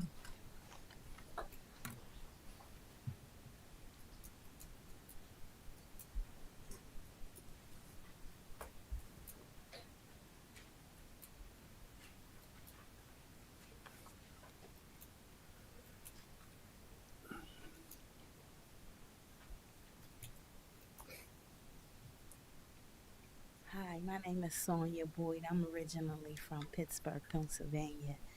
And since 2012, I had been working in farming and been an activist in farming. I'm here tonight to speak on behalf of the farmers market here. I believe that it would help to enhance and have a more sustainable community where you can grow fresh organic food, and it would be a place of gathering for community members in the community. A lot of our food is genetically modified and imported into the country, and we have a lot of health disparities amongst community members: cancer, different heart disease, diabetes, and I just think that it would work in conjunction with having a more healthier community, healthier kids, healthier elders, and they would have a longevity by eating fresh foods. And I just think it's a positive thing to do. And I met a lady today from France, and she was so healthy. And I was like, wow. And we were conversing, and the different foods that they have in France compared to here. And, just her weight, she just looked at like a bill of health. So I just think that farmers market would really enhance the community. And that's all I wanted to say. And it would give a chance for the farmers to have a place to sell fresh organic produce and trade and for people to eat it. That's all I wanted to say. Thank you. Bye. Patrick McCleary. Good evening, Town Council members. Thank you for having me here this evening. I'm here to also voice my support for a farmers market in Upper Mount Pleasant. I feel it's a much needed community hub gathering place that we currently don't have in the area.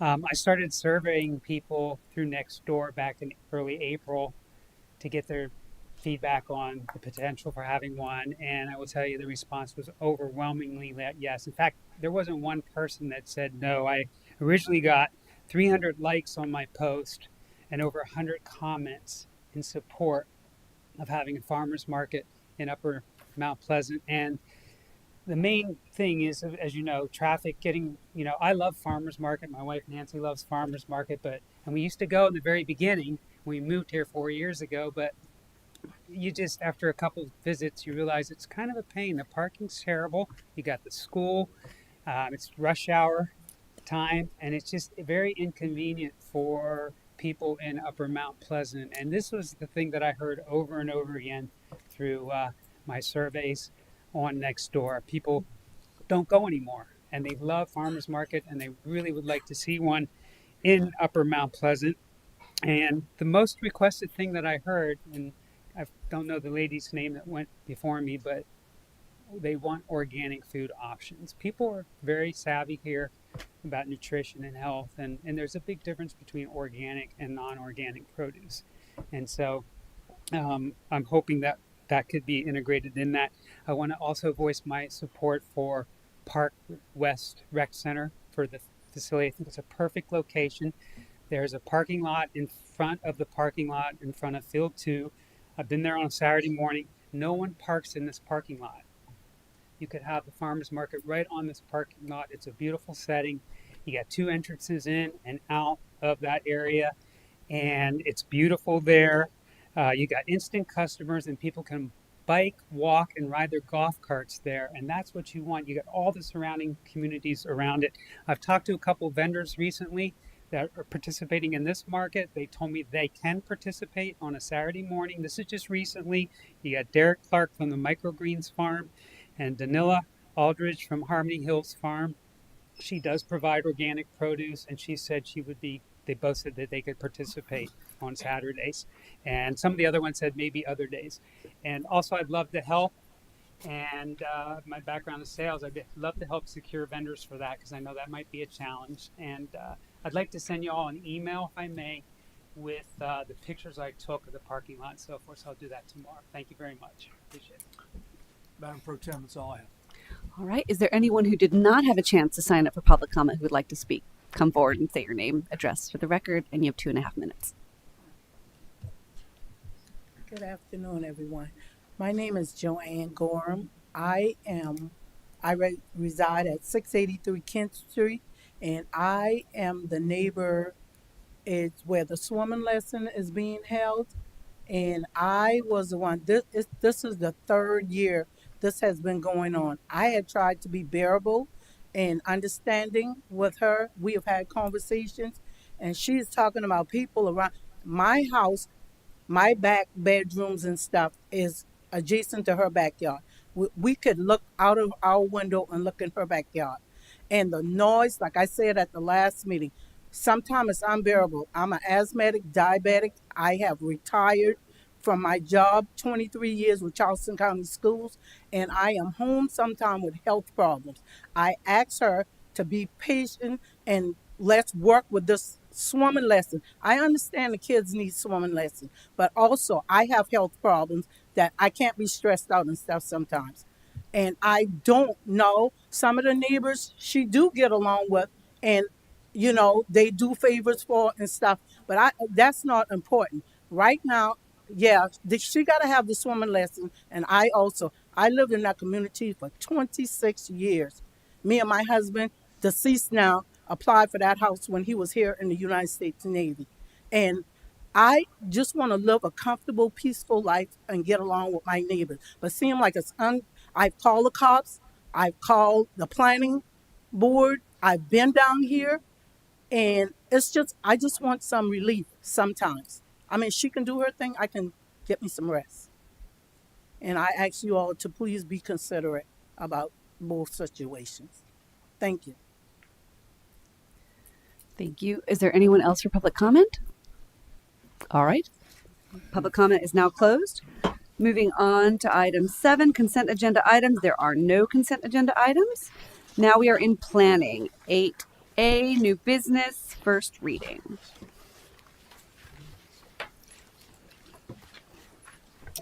Motion to approve items A1 and 2.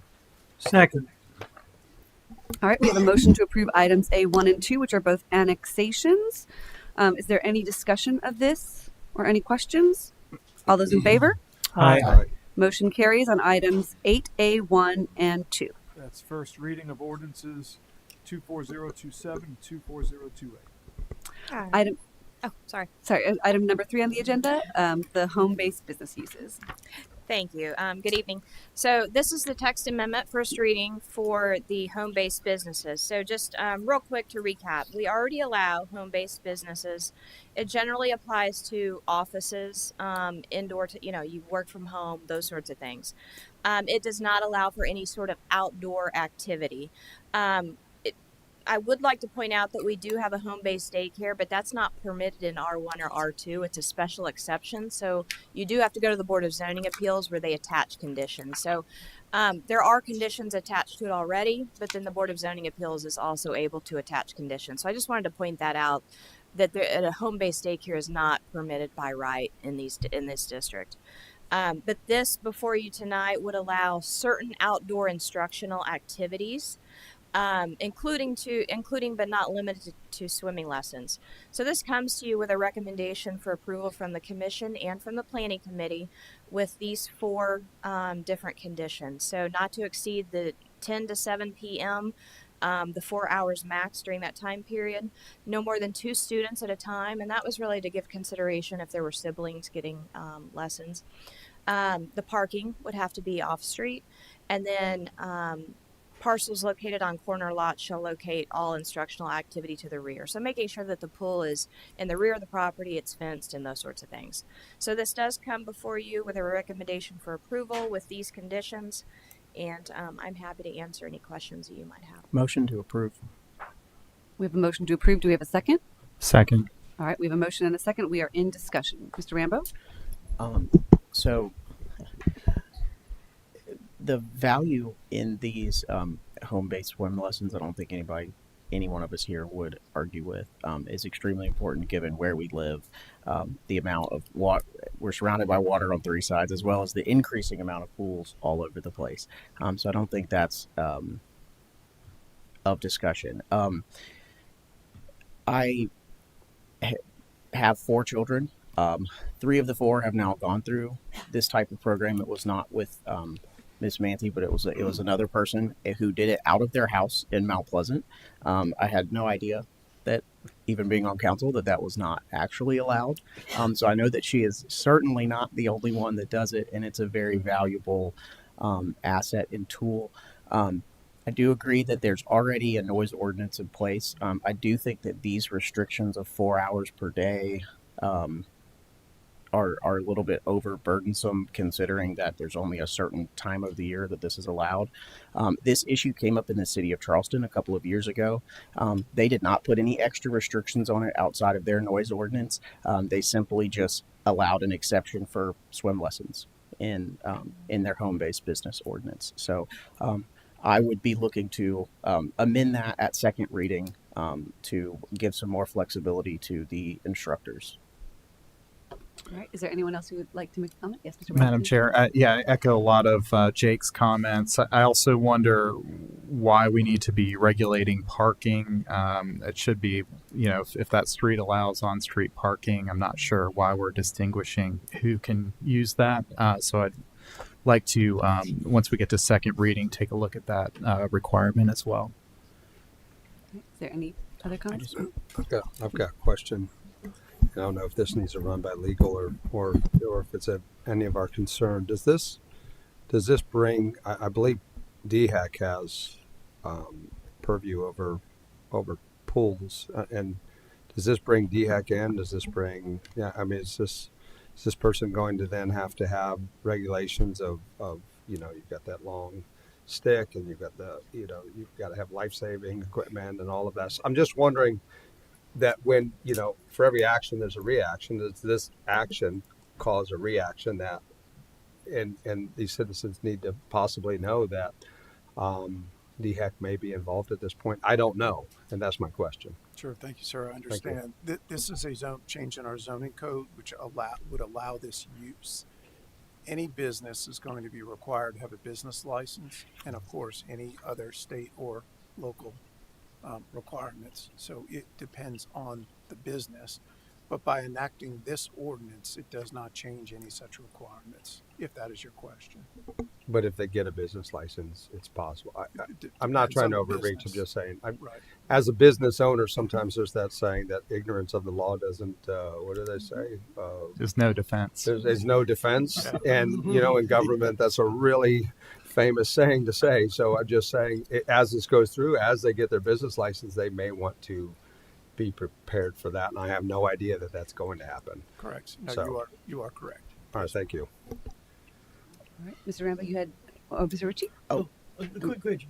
No, I just forgot to add that if you're okay with it, as the chair of planning committee, I would like to also place this for discussion on the planning committee agenda for further discussion in September of these restrictions. Before it comes back to council for second reading. Okay, that's fine with me. Mr. Ritchie? Thank you, ma'am. You may be able to answer this for me. I know we're talking about the swimming lessons, but are there some examples of other businesses this may impact? Outdoor businesses that do we know of any, or are there any that come to mind through our business license? I'm just curious who else might be impacting with this.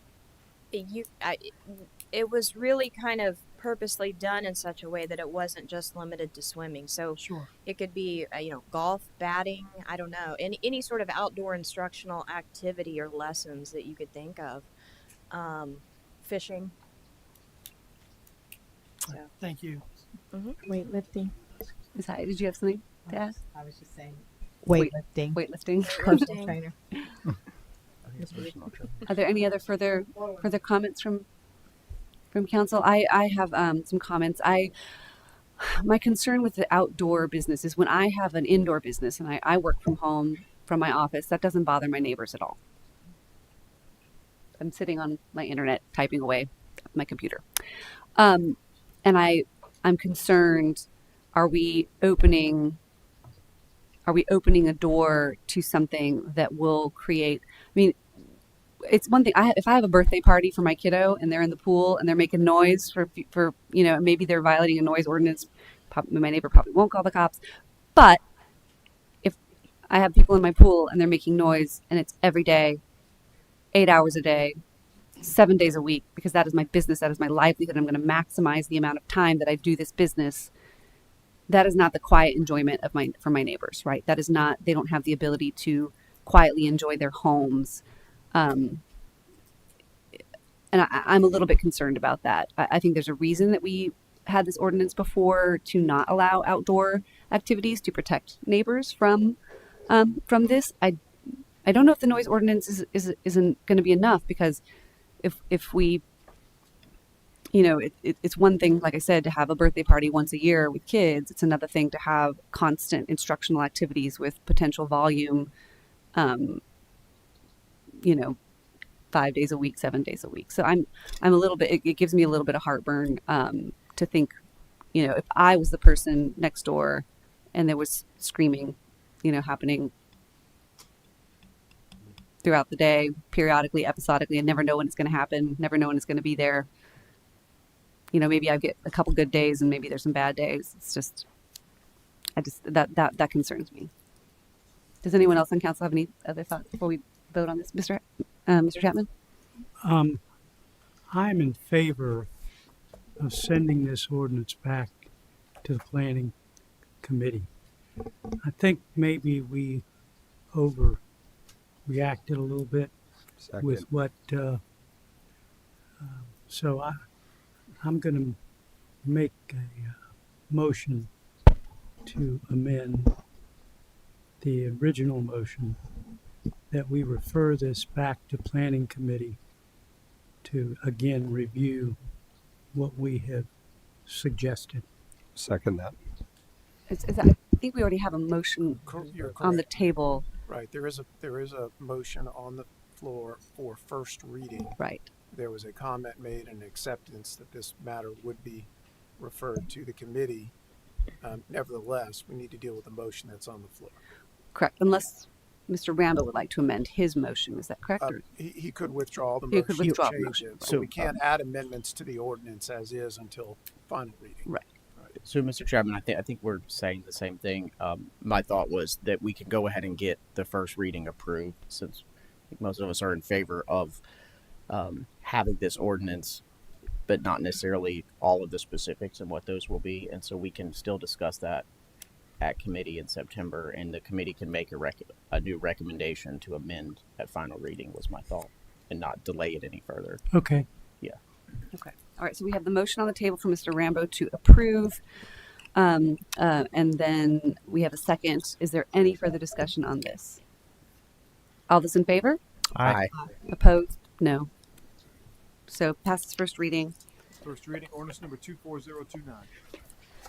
Moving on to item 4, Town Center Plan Development Agreement. Planning Committee asked for this to come back to full council for further discussion. This is not here for first reading. One thing I would like to ask for clarity on is we had said that there was a time until February based on when Planning Committee heard it, but I had also heard that it was maybe based on when Planning Commission heard it. So what is our timeline on this? And we've reviewed this and resolved our position is the February Date. Okay. So, and if we were to not make a decision by February, or could we extend? No, ma'am. By ordinance, it would be denied at that time. Okay. So denied in February if we do not move forward. Thank you so much. All right. Ms. Reed? So this comes before you tonight with a couple of things, as you said. First of all is discussion regarding some of the amendments that the Planning Committee looked at, specifically the proposed height change, and I'll get to that in just a minute. And then second was a request from the Planning Committee for discussion and possible action regarding a request to solicit a consultant to conduct an economic feasibility study that would help to inform both this project and the decisions that are made, and then hopefully future projects. So I can quickly go over real quick with full council some of the updates since they've seen it last. Yes, Just sir. real quick, sorry. Yes, sir. When going through, it says Planning Commission recommend approval with modifications and Yes. committee modifications. Did those modifications match? No, they did not Okay. match. No. The Planning Commission back in July or back in April originally had that request where they wanted to recommend approval of like a certain percentage they wanted the height based on percentages. When it came to committee, I don't think y'all had a recommendation on height. I think you had the recommendation on the density and the open space. And then when it came to council, there was discussion and went back to committee. And at that time, the developer came back with amendments and proposed amendments. So that's what's before you tonight. So the original proposal had 12 market units per acre. What's before you now is 8 total. 6 of those would be market rate with 2 affordable. An updated height map. So they first came out with the 75-foot height, and what's going to be before you tonight is a 65-foot height on certain buildings. And then they've also, at the Education Committee, y'all heard from the representatives for CCSD, and they've now included their coordination letter with CCSD. So again, our current height, 65 foot for the hotel, 42 for the garage, 35 feet all throughout the rest of the development. And what they have submitted now that went to committee and is before you tonight for discussion is 65-foot height along those areas that are highlighted in orange. The ones here along the front, those are proposed, and then of course, and this is proposed, and of course these are existing. They submitted these visuals so that you could get an idea of what that would look like. So Highway 17 headed north, and just to go back real quick again, so you would have what they are now proposing is that all of these properties along the front would stay at 35 feet. So that's approximately 250 feet back off of the highway. So what you're seeing heading north, you would see that 35-foot height, and then the 65 proposed would start there. So that's what you're seeing northbound right here. You're seeing that 35-foot height, and back further is the 65-foot proposed. Here is southbound. Here's what they proposed for the tiered off of Hungry Neck Boulevard. It would start out at 45 feet, and then it would go up to the 65 feet. And then here you can see a visual of what that would look like off of Hungry Neck Boulevard. So that was all submitted to the committee for discussion, as well as these numbers from their impact assessment, and then their proof of coordination and the impacts that would be on the schools in that area. There was discussion at the education committee with the school district about what these numbers look like and those impacts, and perhaps could there be consideration for redistricting so that this area could go to Wando. And so I know that that was brought up at education committee. And then there was also the concern about the height and the density, and is that economically what is best for the town. And that's when Ms. Whitley made the motion about doing the economic feasibility study. So here was the motion that was put on the that was in the minutes and comes before you tonight. And again, this is not first reading. Both of those things are for discussion. So if I may, as chair of planning, just kind of share with the rest of council the thoughts that that we had that this moved forward. The primary concern that was given to us as to why the developer is coming to us now is about the failure of Belk and Regal Cinemas and the concern about replacing those. So my thought was to build triggers into the PD amendment so that they receive the ability to redevelop those areas only after those failures, right? So if Belk fails, they can redevelop the Belk area, and Regal Cinema fails, they can redevelop the Regal Cinema area. Can we go back to the original, to that map with the peach? Yes, ma'am. And then the third thing that I thought that we would give them now, potentially, was in this where it says expanded park space, is that region, because they have offered, or in discussions, they've talked about doubling that park space. And I know that many, many events are held in this park space. My take on this is that any benefits that we give to this developer as far as entitlements for height or density in housing and those sorts of things is a financial boon to that investor. They bought the property as is, they could run it as is, and it's doing fine.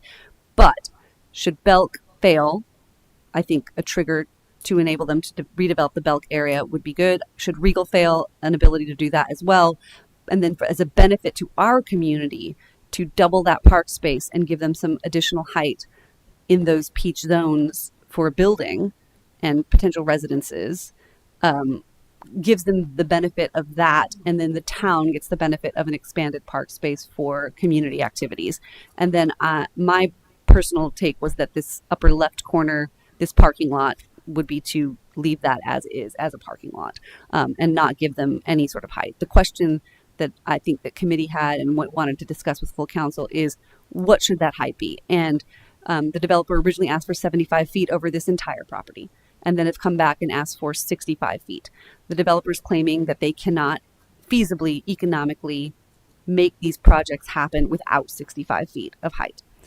I think this is why the recommendation came in to hire an independent consultant who was hired by the town to do those studies and say, well, you know what, at 65 feet of height, they're going to make X profit.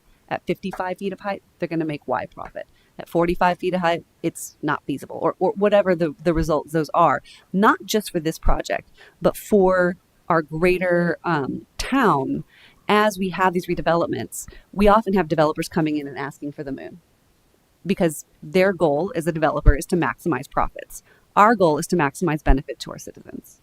And so I think that having an independent consultant let us know the true economics of these types of developments, including residential, retail, mixed, whatever, would be of value to this council moving forward, not just with this project, but with any other sort of redevelopments which we know are coming down the pipeline for this community. So the proposal is triggers for Belk and Regal, give us the expanded park space, leave the upper left corner alone, and then open discussion for council on what height we would be interested in going with at this point in time. Madam Chair. Yes, Mr. Brownstein. So I'm in agreement on bringing in a consultant, and I would prefer that they're not just focused on this redevelopment opportunity, but may look at what a realistic ratio of market to affordable would be for other properties in our town. I've had the opportunity to speak about this project with a number of town council members, and I think it is possible for us to find consensus in much the way that you just outlined. That is the doubling of the park space, the availability of them to redevelop the, for lack of a better term, Barnes & Noble parking lot for the Belk corner of the property to be triggered by Belk either going out of business or otherwise vacating. One area that I wanted to hone in on is the Regal Cinemas.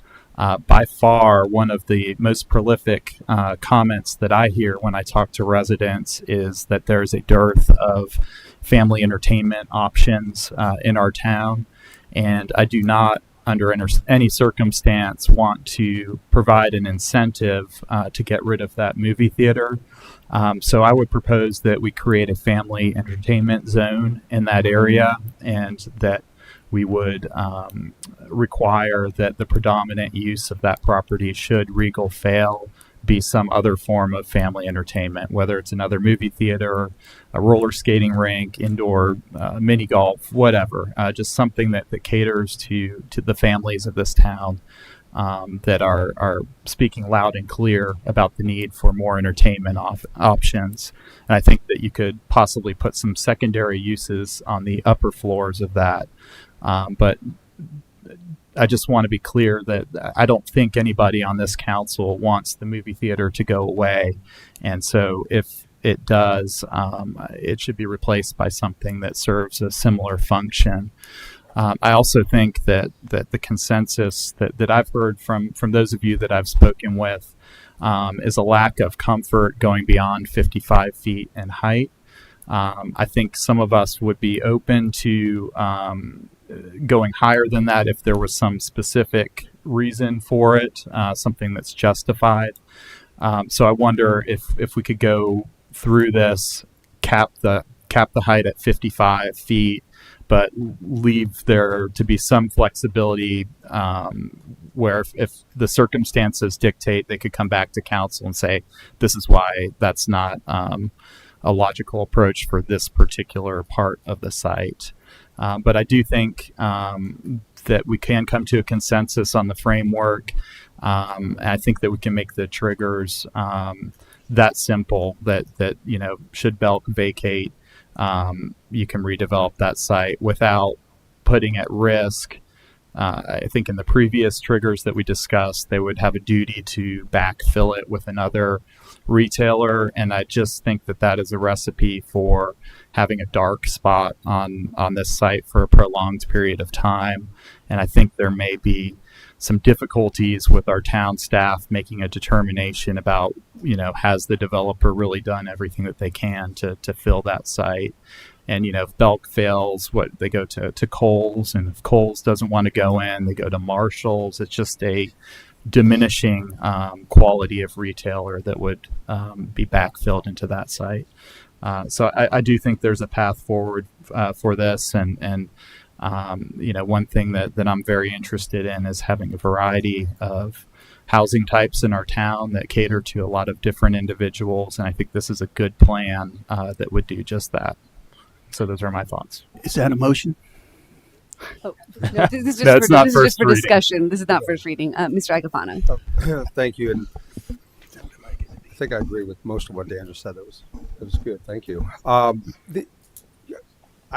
don't think that this setting allows us the opportunity. I don't think it allows our staff, and I don't think it allows the owner of this property the opportunity to just have a discussion. I agree with Councilwoman Whitley that I believe that this needs to go to a retreat where we set aside time so that we can say, hey, what about, I don't want to go step over what we're allowed to ask and not, but Mr. Pagliarini can stop me at any point, but hey, we want this. Can you do this? Are we not allowed to have that discussion in open, in an open forum with the owner of this property? And a retreat would allow that. And I agree with Ms. Whitley to bring professionals in that don't have to walk on eggshells to tell us what they feel would be the right direction for this town or this center to head in as well. Doesn't mean we have to listen to those experts, but definitely an expert that we hire that doesn't have to walk on eggshells to tell us, the positive and negative effects that can happen. And I think it's a disservice to not, we're going to sit here night after night, Tuesday night, and committee meetings, and this discussion is going to go on forever, and possibly hit that February discussion. I'm willing to give up a day or 2 days of my time to the citizens and the business owners of this town to really dig deep and stop just going meeting after meeting after meeting. Let's just hammer this out. So I'm down for a special council meeting and a retreat and bring in that expert. And that is my discussion on this. I've got plenty to talk about, but I'd like to talk about it at that retreat. Does anyone else have any comments? Yes, ma'am. Mr. Chapman? Go, I think Go ahead. I like the 35 feet on 17 that they're willing to do. And Ms. Whitley, I think when we finally ended up with the 2 buildings and the extra open space, we were going to suggest could go ahead with that rather than having to wait till Belks or Regal. Am I missing something? I think the upper right corner, the expanded park space in that section would happen immediately. Yeah, I thought I heard you say that at the committee. I didn't hear that a minute ago. And also, what is the height of the parking garage on Hungry Neck? So it's constructed at 35 feet. The ordinance allowed it to go up to 42 feet. The current ordinance? The current PD allows it at 42 feet, but it's constructed at 35, I believe. 35 or 38. 30. 30. Yeah, 30. I think it's higher than that. I think it's 35. But it's allowed to go to 40, 42. And That's what the allowed PD allows. with their current This is approval? the current PD allows these heights in front of you. 42 feet for the garage, 65 feet for the hotel, and then 35 feet for the remaining. Okay. This is the current I height. wanted to make sure we had the right number Mhm. because I thought it was lower, the garage was lower than what was initially approved. It is lower than what's approved. It's approved for 42 feet. It is not 42 feet. Okay. Well, Correct. in my way of thinking, on that street, 42 feet, whether it's approved now or not, we should stick with the 35 on both sides. 35 on the Highway 17 side and 35. And again, if they want to come back and add to the parking garage, come back and get approval to do that. But secondly, in terms of hiring a consultant, I don't want this to be a individual or a single consultant. We have got to make this a open end proposal coming from consultants anywhere that are willing to submit. And I know this was discussed at our committee meeting. And I also want to put another plug in for what was approved with the comprehensive plan, the wedding cake going up. And I would be willing to stick with the 55 feet and leave it at that. And if they have another project, another hotel, or whatever they want to bring to us, do that. But stick with the 55 feet. And I want to applaud the developer for willing to work with us. I think he's done a yeoman's job. Not everybody's going to be that open. And finally, in terms of the housing, he was willing to stick with us with coming down to 8 units per acre and 2 units attainable housing, and I'm willing to work with that too. Ms. Hyatt, you have comments? I was just going to, since Mr. Icofano asked about the commission's recommendations, I wasn't sure if you were aware of what they suggested. They had suggested doubling the open space from, they said 10%. I think they were estimating it's currently at 5%. So they already suggested doubling the open space, which might accommodate this suggested park space. I'm not sure, but that we all seem, to be in agreement with that at commission when we originally spoke about it. They also said they should stick to whatever our ordinance is when it comes to density. And they said on heights that the percentage part, which was for 35 feet, they wanted 45%. For 40 feet, they wanted 35%. And for 55 feet, they wanted 20%. So that was their recommendation that I made notes on. And we were having trouble with the percentages and figuring out what would go where and how that would be figured out. So that kind of stumped us.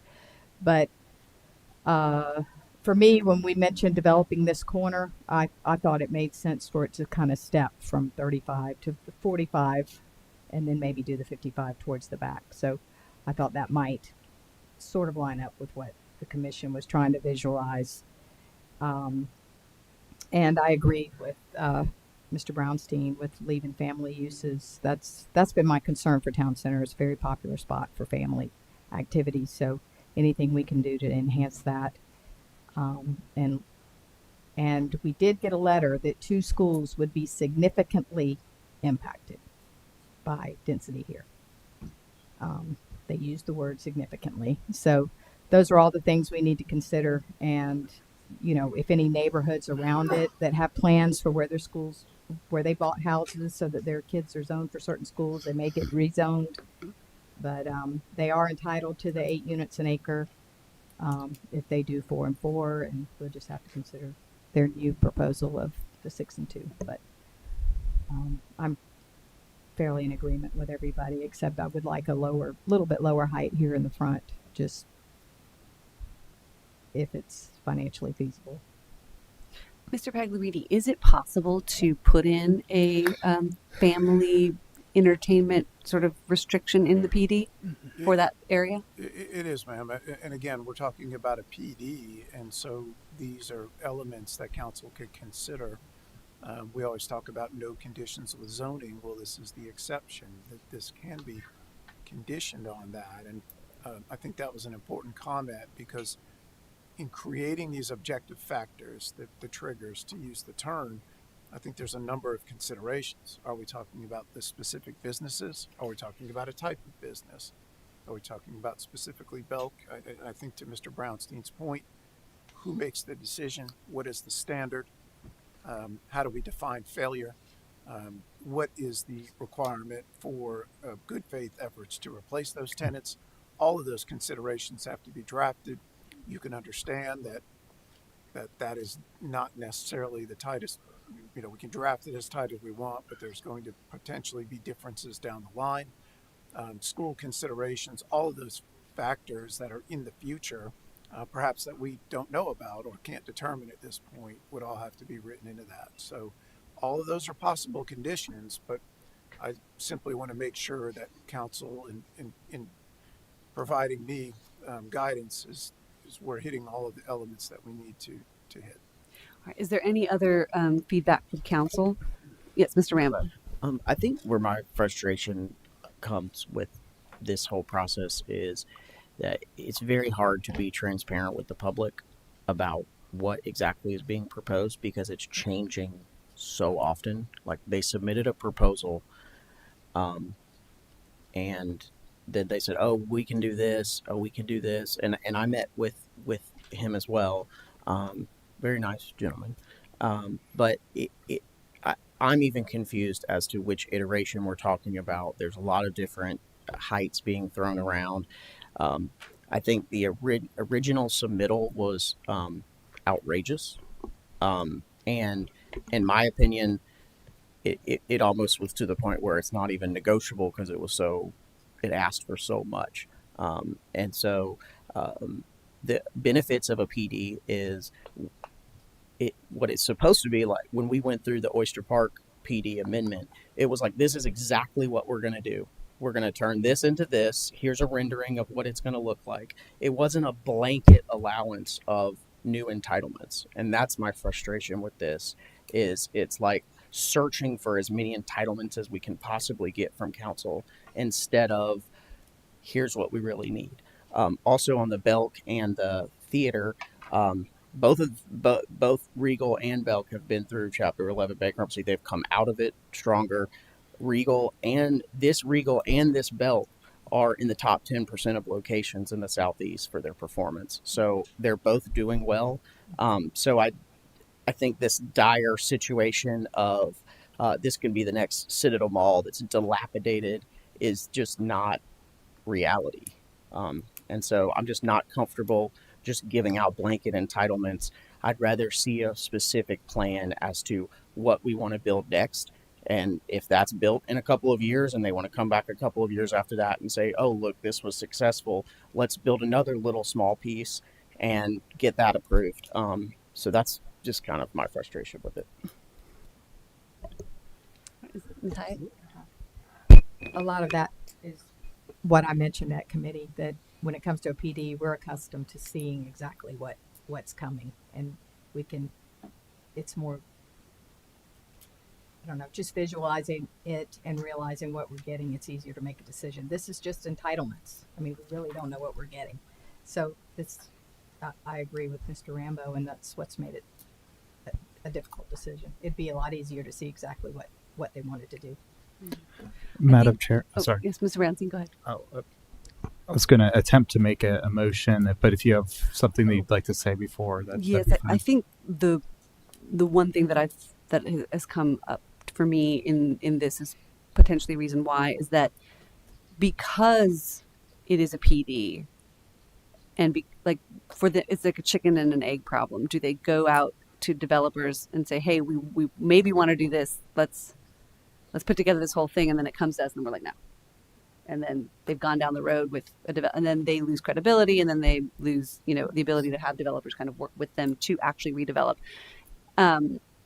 So I think I'm okay with, as long as it's limited and we're very clear about what it is. I think I'm okay with just the very sort of limited triggers of, triggers for it, like Belk defaulting, Regal defaulting, 55 feet. I think it seems like the number that much of council is comfortable with. The wedding cake component seems to be what much of council is comfortable with. We did not bring this to council for first reading or for any sort of motions, just for discussion, and it will go back to planning committee for next month for further discussion, and we hope to finalize kind of a proposal for that first reading. So I don't know what your motion is, Mr. Brownstein. Sure. I was going to make a motion that we solicit a consultant to conduct an economic feasibility study to help inform us on this matter and to refer it to the full town council for a workshop meeting. Second. All All right, we have a motion and a second, and we are in discussion.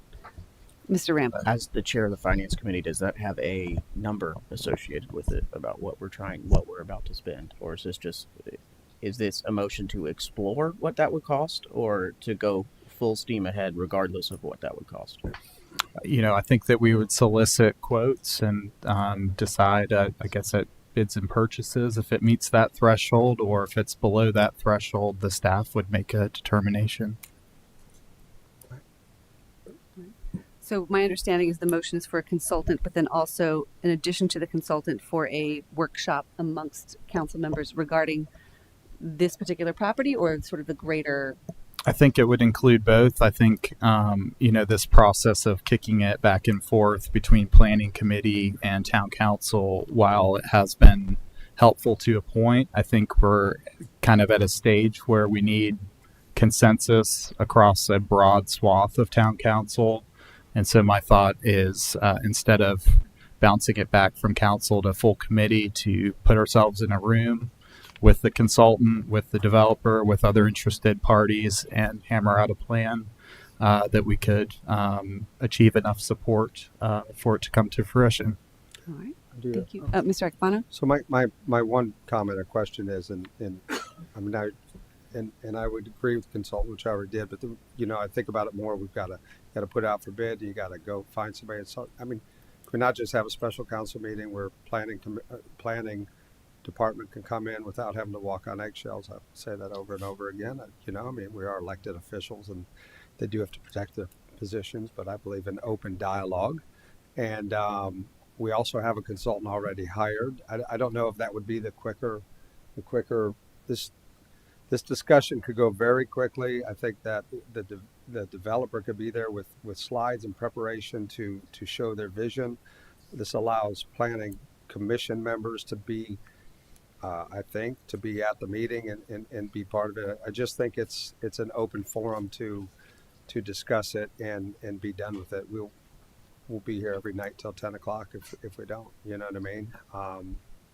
So I don't know if that's also an option. I know I seconded your motion, but I wonder how long, and Eric, I wonder how long government takes to get this person hired and everything else, or this company hired. So there's my fear, because we're in August. That's a question. No, that's I'm happy to answer. Question, statement, everything you wanted it to be. Yes. Well, if time is your concern, right, to get an RFQ and get it out the door, fastest it can be done and responded to is 30 days. Right. And that's a few days to evaluate. We would locate a source, likely under consulting fees in the planning department, to pay for this. It'll be under $100,000. I'm not sure where. I'm sure it's south of 50. And we could have someone secured in 60 days, for sure. And so, I don't know how that fits into your schedule or not, but if that's something you like, we can do it. So it would put us at the end of September, give them a couple of months, October, November, so we could have first reading in January, second reading in February, and be done by that time frame. Is that just make this Mr. I Rambo? just say that I think these are our decisions to make as elected officials. I think this is why we are elected, is to gather feedback from our citizens and make these decisions. I just don't see, while I understand the basis for hiring a consultant, in this situation, I just think we need to make a decision. What about a workshop? What is your thoughts on a workshop? Sorry. So if the consensus is that a consultant would be kind of overkill for this, I would be willing to amend my motion to just quite simply send this to a workshop meeting for us to hammer out. If people think that that's the path they want to take. I guess my concern is it's not just this project, but also future projects and redevelopment for the community. I think it would be valuable data for us to have. And like Mr. Acapano said, we can choose to ignore the data. If the data comes back and tells us, oh, well, you need, X, Y, Z, and it sounds horrific to the citizens of Mount Pleasant, we would not do it. But I think it would be useful data to have as an understanding, because right now we kind of are going with our gut a little bit when it comes to heights, when it comes to densities, when it comes to any of those things, and we don't have a level of trust with sort of developers to trust that they're not trying to extract maximum dollar, not what's reasonable, what we view as a reasonable dollar from a particular development. So I'd like to have a consultant, but I understand if the rest of council does not. Would it be helpful if we divided it into two separate motions? The first being to hire a consultant, and then potentially the second to be send it to a workshop. Sure. And I agree with you on the consultant. I think that in particular in the AB zoning districts where we're offering a 4 market rate and plus a bonus density of 4 affordable, it would be helpful to have somebody who knows the financial aspect of development to tell us whether that's in a reasonable ratio or if that ratio could be adjusted to something that's a little bit more feasible for the market to pull off. All right. Thank you. So your current motion is for both, but you had amended it to be. Yes, I'll amend it first to hire a consultant to solicit a consultant to conduct an economic feasibility study to help inform town council on this proposal and other similar future projects. And do you amend your second, Mr. Agafano? Yes. Okay, so the motion on the table is about the consultant. Is there any further discussion on the concept of a consultant? Yes, Mr. Santos. Well, I just want to say that we have beat this to death, and I think that we ought to take the information that we have as a council member, as a council, and maybe meet. But I don't think this is rocket science. I mean, I really don't. I like some of the things I see in here. I think we ought to get together first and let's see where we're at before we bring in consultants. And then from there we can go forward, or we can make the vote there and move on. But I mean, we're beating this to death, and I'm sure the people that they're developing it want to know what's going on, and I think we do too. So I'm in favor of just putting this back on the planning committee agenda, and let us go ahead and work on this. Or else, if you want to call a meeting and work with us just together. But I think we need to cut bait. I mean, it's time to move on and cut bait, and we've been beating this thing to death for a long time. Mr. Santos, I guess I would say how long did we spend on the noise ordinance? 2 years. 2 years. We spent 2 years on a noise ordinance Right. for this community, and this is town center. So for me, I will beat this horse as long as we need to beat it to get this right for our community. That's my attitude towards it. So, but the motion on the table is for the consultant. We have a second, and the consultant is not just for this project; it is for greater projects. Do we have any further discussion? Do we need to do a roll call? You think? Oh, Mr. Ritchie. Yes, ma'am, please. So make sure I'm clear. On this motion, we're making a motion to hire this consultant, or at least put out the RFP for a consultant, correct? Mm-hmm. And if I heard it correctly, this is not this project. This is on and on and on. So the cost of the town just forever. That's what I'm hearing. Because what I'm hearing right now, this motion is we're going to hire a consultant for this particular project, but also for future projects. I just want to know where we're going with. How often are we going to do this? Is this something now we're adding for each and every project that comes to the town? I want a little bit of clarification. So the way that I understood it was that it would be a limited engagement that would give us a report that we could then use into the future. So not a consultant that comes on for every single project that comes up, just a limited engagement, a report that's generated that gives us the data that we need for future projects as well as this project. Understood. Thank you. All right. Any further discussion on this? Yes, Mr. ma'am. Chapman. One thing. I think on our staff, we have an economic development person. We hired him several years ago.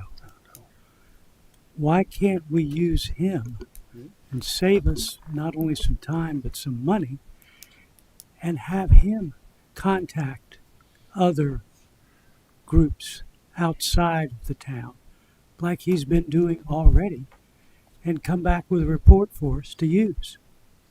Why can't we do that? Mr. DeMora? We'd have to secure professional expertise specific to the development of that type of a project. We do not have that in-house, that capability. We'd have to purchase that capability. So whether an RFQ is generated by our economic developer or through finance, it's really the same process, just initiated differently. But we cannot produce that kind of report in-house. I'm not talking about a report. I'm talking about expertise that he has and that he can find. It'll cost us it at a price. And so it's still a public process, which would require, you know, it is slow, but it requires the public process, which is he'd have to go searching and give people the opportunity to participate, and that takes time. But unless I'm not reading you correctly, sir, I don't see whether either way that type of service would have to be purchased. Yeah, I think what Mr. Demore is saying is that we don't have the in-house expertise to generate any sort of data that would be helpful in this situation. Is that what you're saying? Yeah, as I understand it, what you want is an independent source to be able to brief you on what exactly, at least their interpretation of what's coming to you from the owner of the property in terms of what is an appropriate ask and what is not an appropriate ask. And you know, that requires an awful lot of math. We do not have that kind of expertise. Okay. To be able to estimate values and what happens when businesses fail and what could come in after that and what height delivers in terms of additional activity and revenue. We don't have anywhere near that. Okay, thank you. Ms. Hyatt? I'll just add, I mean, I'd love to have that information, but honestly, if we're not going to listen to it, I don't see the point of the investment, because it's still ultimately our decision, and we are beholden to the constituents and what they want for their town, not what the developer wants. Even if whether it's reasonable or not, we have to honor what the people living in Mount Pleasant want to see in their town. So I'm kind of torn about what information we might get and why get it if we aren't necessarily going to listen to it. So that's why I don't see it as the greatest investment. Okay. All right. Mr. Aquino? I'm just excited that we're all talking about doing the workshop. Draw the blinds, lock us in, and we don't get to leave until the decisions are made. And that's what we need to do. So we could do our work. So I was down with the consultant, but we could do our work. Let's listen to planning. Let's listen to our comp plan. Let's allow the developer to come in, lock us in the room. Don't even give us lunch. Give them a snack. but let's hammer it out. So I'm super pumped about the fact that we're all coming together. We'll have to vote on that. That's the next motion. That's the next motion. So let's go ahead and do a roll call on the consultant. A vote in favor is a vote in favor of the town exploring sort of the hiring of a consultant to give us data. Mr. Brownstein. Yes. Mr. Brownstein votes yes. Mr. Chapman. No. Mr. Chapman votes no. Ms. Hyatt. No. Ms. Hyatt votes no. Mr. Iacofano. Yes. Mr. Iacofano votes yes. Mr. Rambo. No. Mr. Rambo votes no. Mr. Ritchie. No. Mr. Ritchie votes no. Mr. Santos. No. Mr. Santos votes no. Ms. Whitley. Yes. Ms. Whitley votes yes. Motion fails. Madam Chairman, Madam Chairwoman, I should say. I'd like to make a motion that we take this up at a special workshop meeting consisting of the entire town council. All right, we have a motion. We have a second. Is there any further discussion? All those in favor? Aye. Motion carries. All right, we will have a special meeting to deep dive into the town center. But Madam Chair? Yes. Is this in lieu of sending this back to committee, which was... I believe so, yes. Okay, yes. Thank you. All right, moving on to item B, old business. There is no planning old business. Item number 9, committee action items. 9.1, discussion and possible action regarding a 2-year extension of the Recreation Advisory Commission and review of the Recreation Advisory Committee report. Mr. Demore, who from staff is kind of leading on this one? Did I skip something?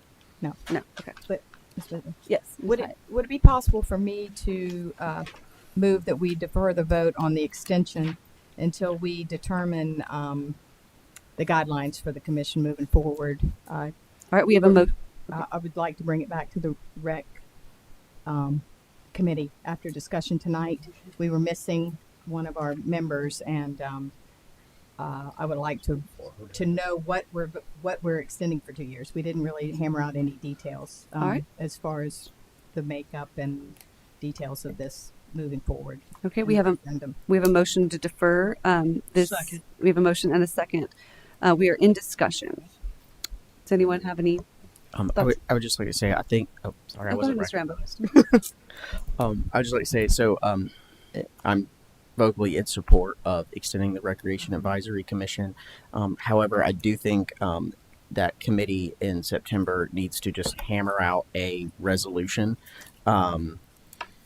that specifies the amount of seats. I think it needs to have a couple seats less. Specifies exactly the roles and the duties of that. I also think that maybe I'm not volunteering myself to do this, by the way, but I think that maybe there should be a council member on the committee or chair of the committee, something of that nature. And so anyway, so I think that there's some important things to discuss, and that committee needs to actually sit down and write a resolution that comes before us that lays all of that stuff out. And so that's why I'm in favor of sitting. I'd be happy to do that. I knew you would. All right. Is there any further discussion from council on the motion to defer? I just have one more thing. Just I really wish on this commission thing. I think with all of this, if legal can, I know maybe this isn't the spot, but if legal could just firm up how our commissions work, we shouldn't even have. Really, there should just be one set direction on how a commission works. When you know what I'm saying, just some kind of template. Now it's got to change for the rec with the number of members and what their actual plan is, but I think there's a lot of discussion. The Green Commission's a little different than the Rec Commission, and I just think we firm up the way commissions are would be great. I think the general rule with commissions is that they're utilized for different purposes and functions. For example, when we looked at Gem Creek, and they had a time limit and a function and a set of expertise.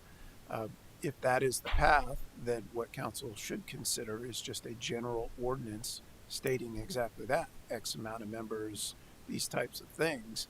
Again, my caution is that over the years, council has utilized these commissions for varying purposes. That would be the reason why you would not do such a thing, but you could do it. Yes. Okay. And is this going to?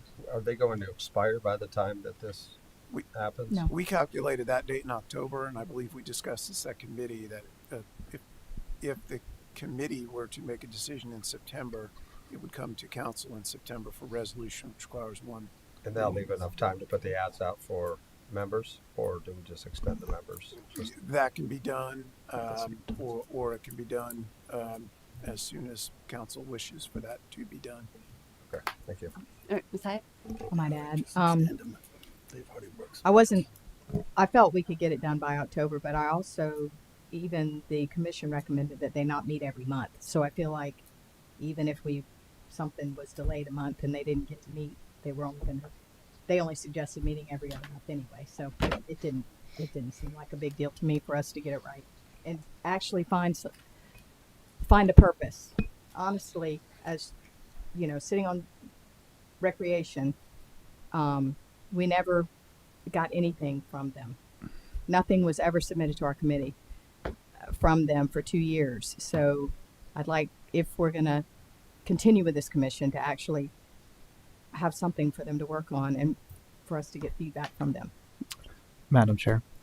Yes. So I'm in total support of extending the Recreation Advisory Commission. I think they actually have accomplished quite a bit over the last 2 years. If you look at the report, we would have closed our Park West indoor swimming pool had it not been for the commission. They've got a member in the tennis community who's actively searching for grant funding for our tennis expansion at Whipple Road and potentially at Rifle Range. So I do think that they have accomplished a lot, whether that came to the Health, Rec, and Events Committee or not. I'm not sure about that, but I have witnessed their meetings many times, and they're very productive. And I think a lot of the things that they're discussing are handled at the staff level and maybe don't bubble up to town council. But I just want to make clear that I do believe that they play a valuable role for our town. Recreation is one of those areas or functions that we serve where people actively choose to participate. I think it's something that makes our community very special, and I do hope that the Rec Advisory Commission continues for quite some time. All right, we have a motion on the table to defer. Is there any further discussion, Mr. Santos? I would just like to say I'd like to second his discussion just now. I'll keep it brief. I'm a third. Okay. I'm a third square in this All right. discussion. Thank you, Daniel. Thank you. All right. So we have a motion on the table to defer, and we have a second. If there's no further discussion, all those in favor? Aye. Motion carries. So this is deferred back to recreation, health, recreation, and wellness. Moving on to item number 2, 9.2, possible action to establish a farmers market in Upper Mount Pleasant. Madam Chairwoman, sorry to monopolize the conversation, but this is something that I'm very passionate about.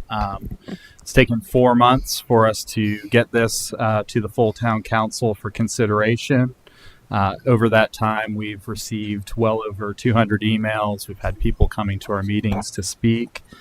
We've looked at a number of locations throughout Upper Mount Pleasant. I think we have at least 3 viable options, maybe more, with the Park West Schools Complex, the Park West Rec area, the Carolina Park Rec area.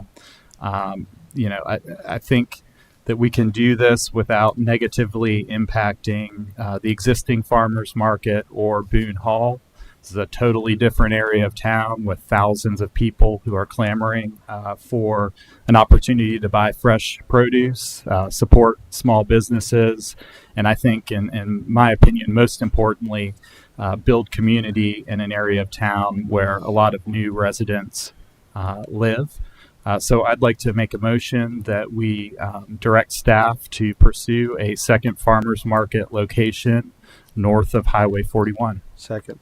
We have a motion and a second. We are in discussion. Is there any discussion from the council? Mr. Ritchie? Yeah, I'd be happy to go first. I'm obviously living in the upper part of Mount Pleasant. I appreciate all the comments that have come in from my neighbors out there. And I think there is some utility looking into finding maybe a potential spot for a market to go. When we do this, and it does go back to be studied and looked into, let's make sure staffing.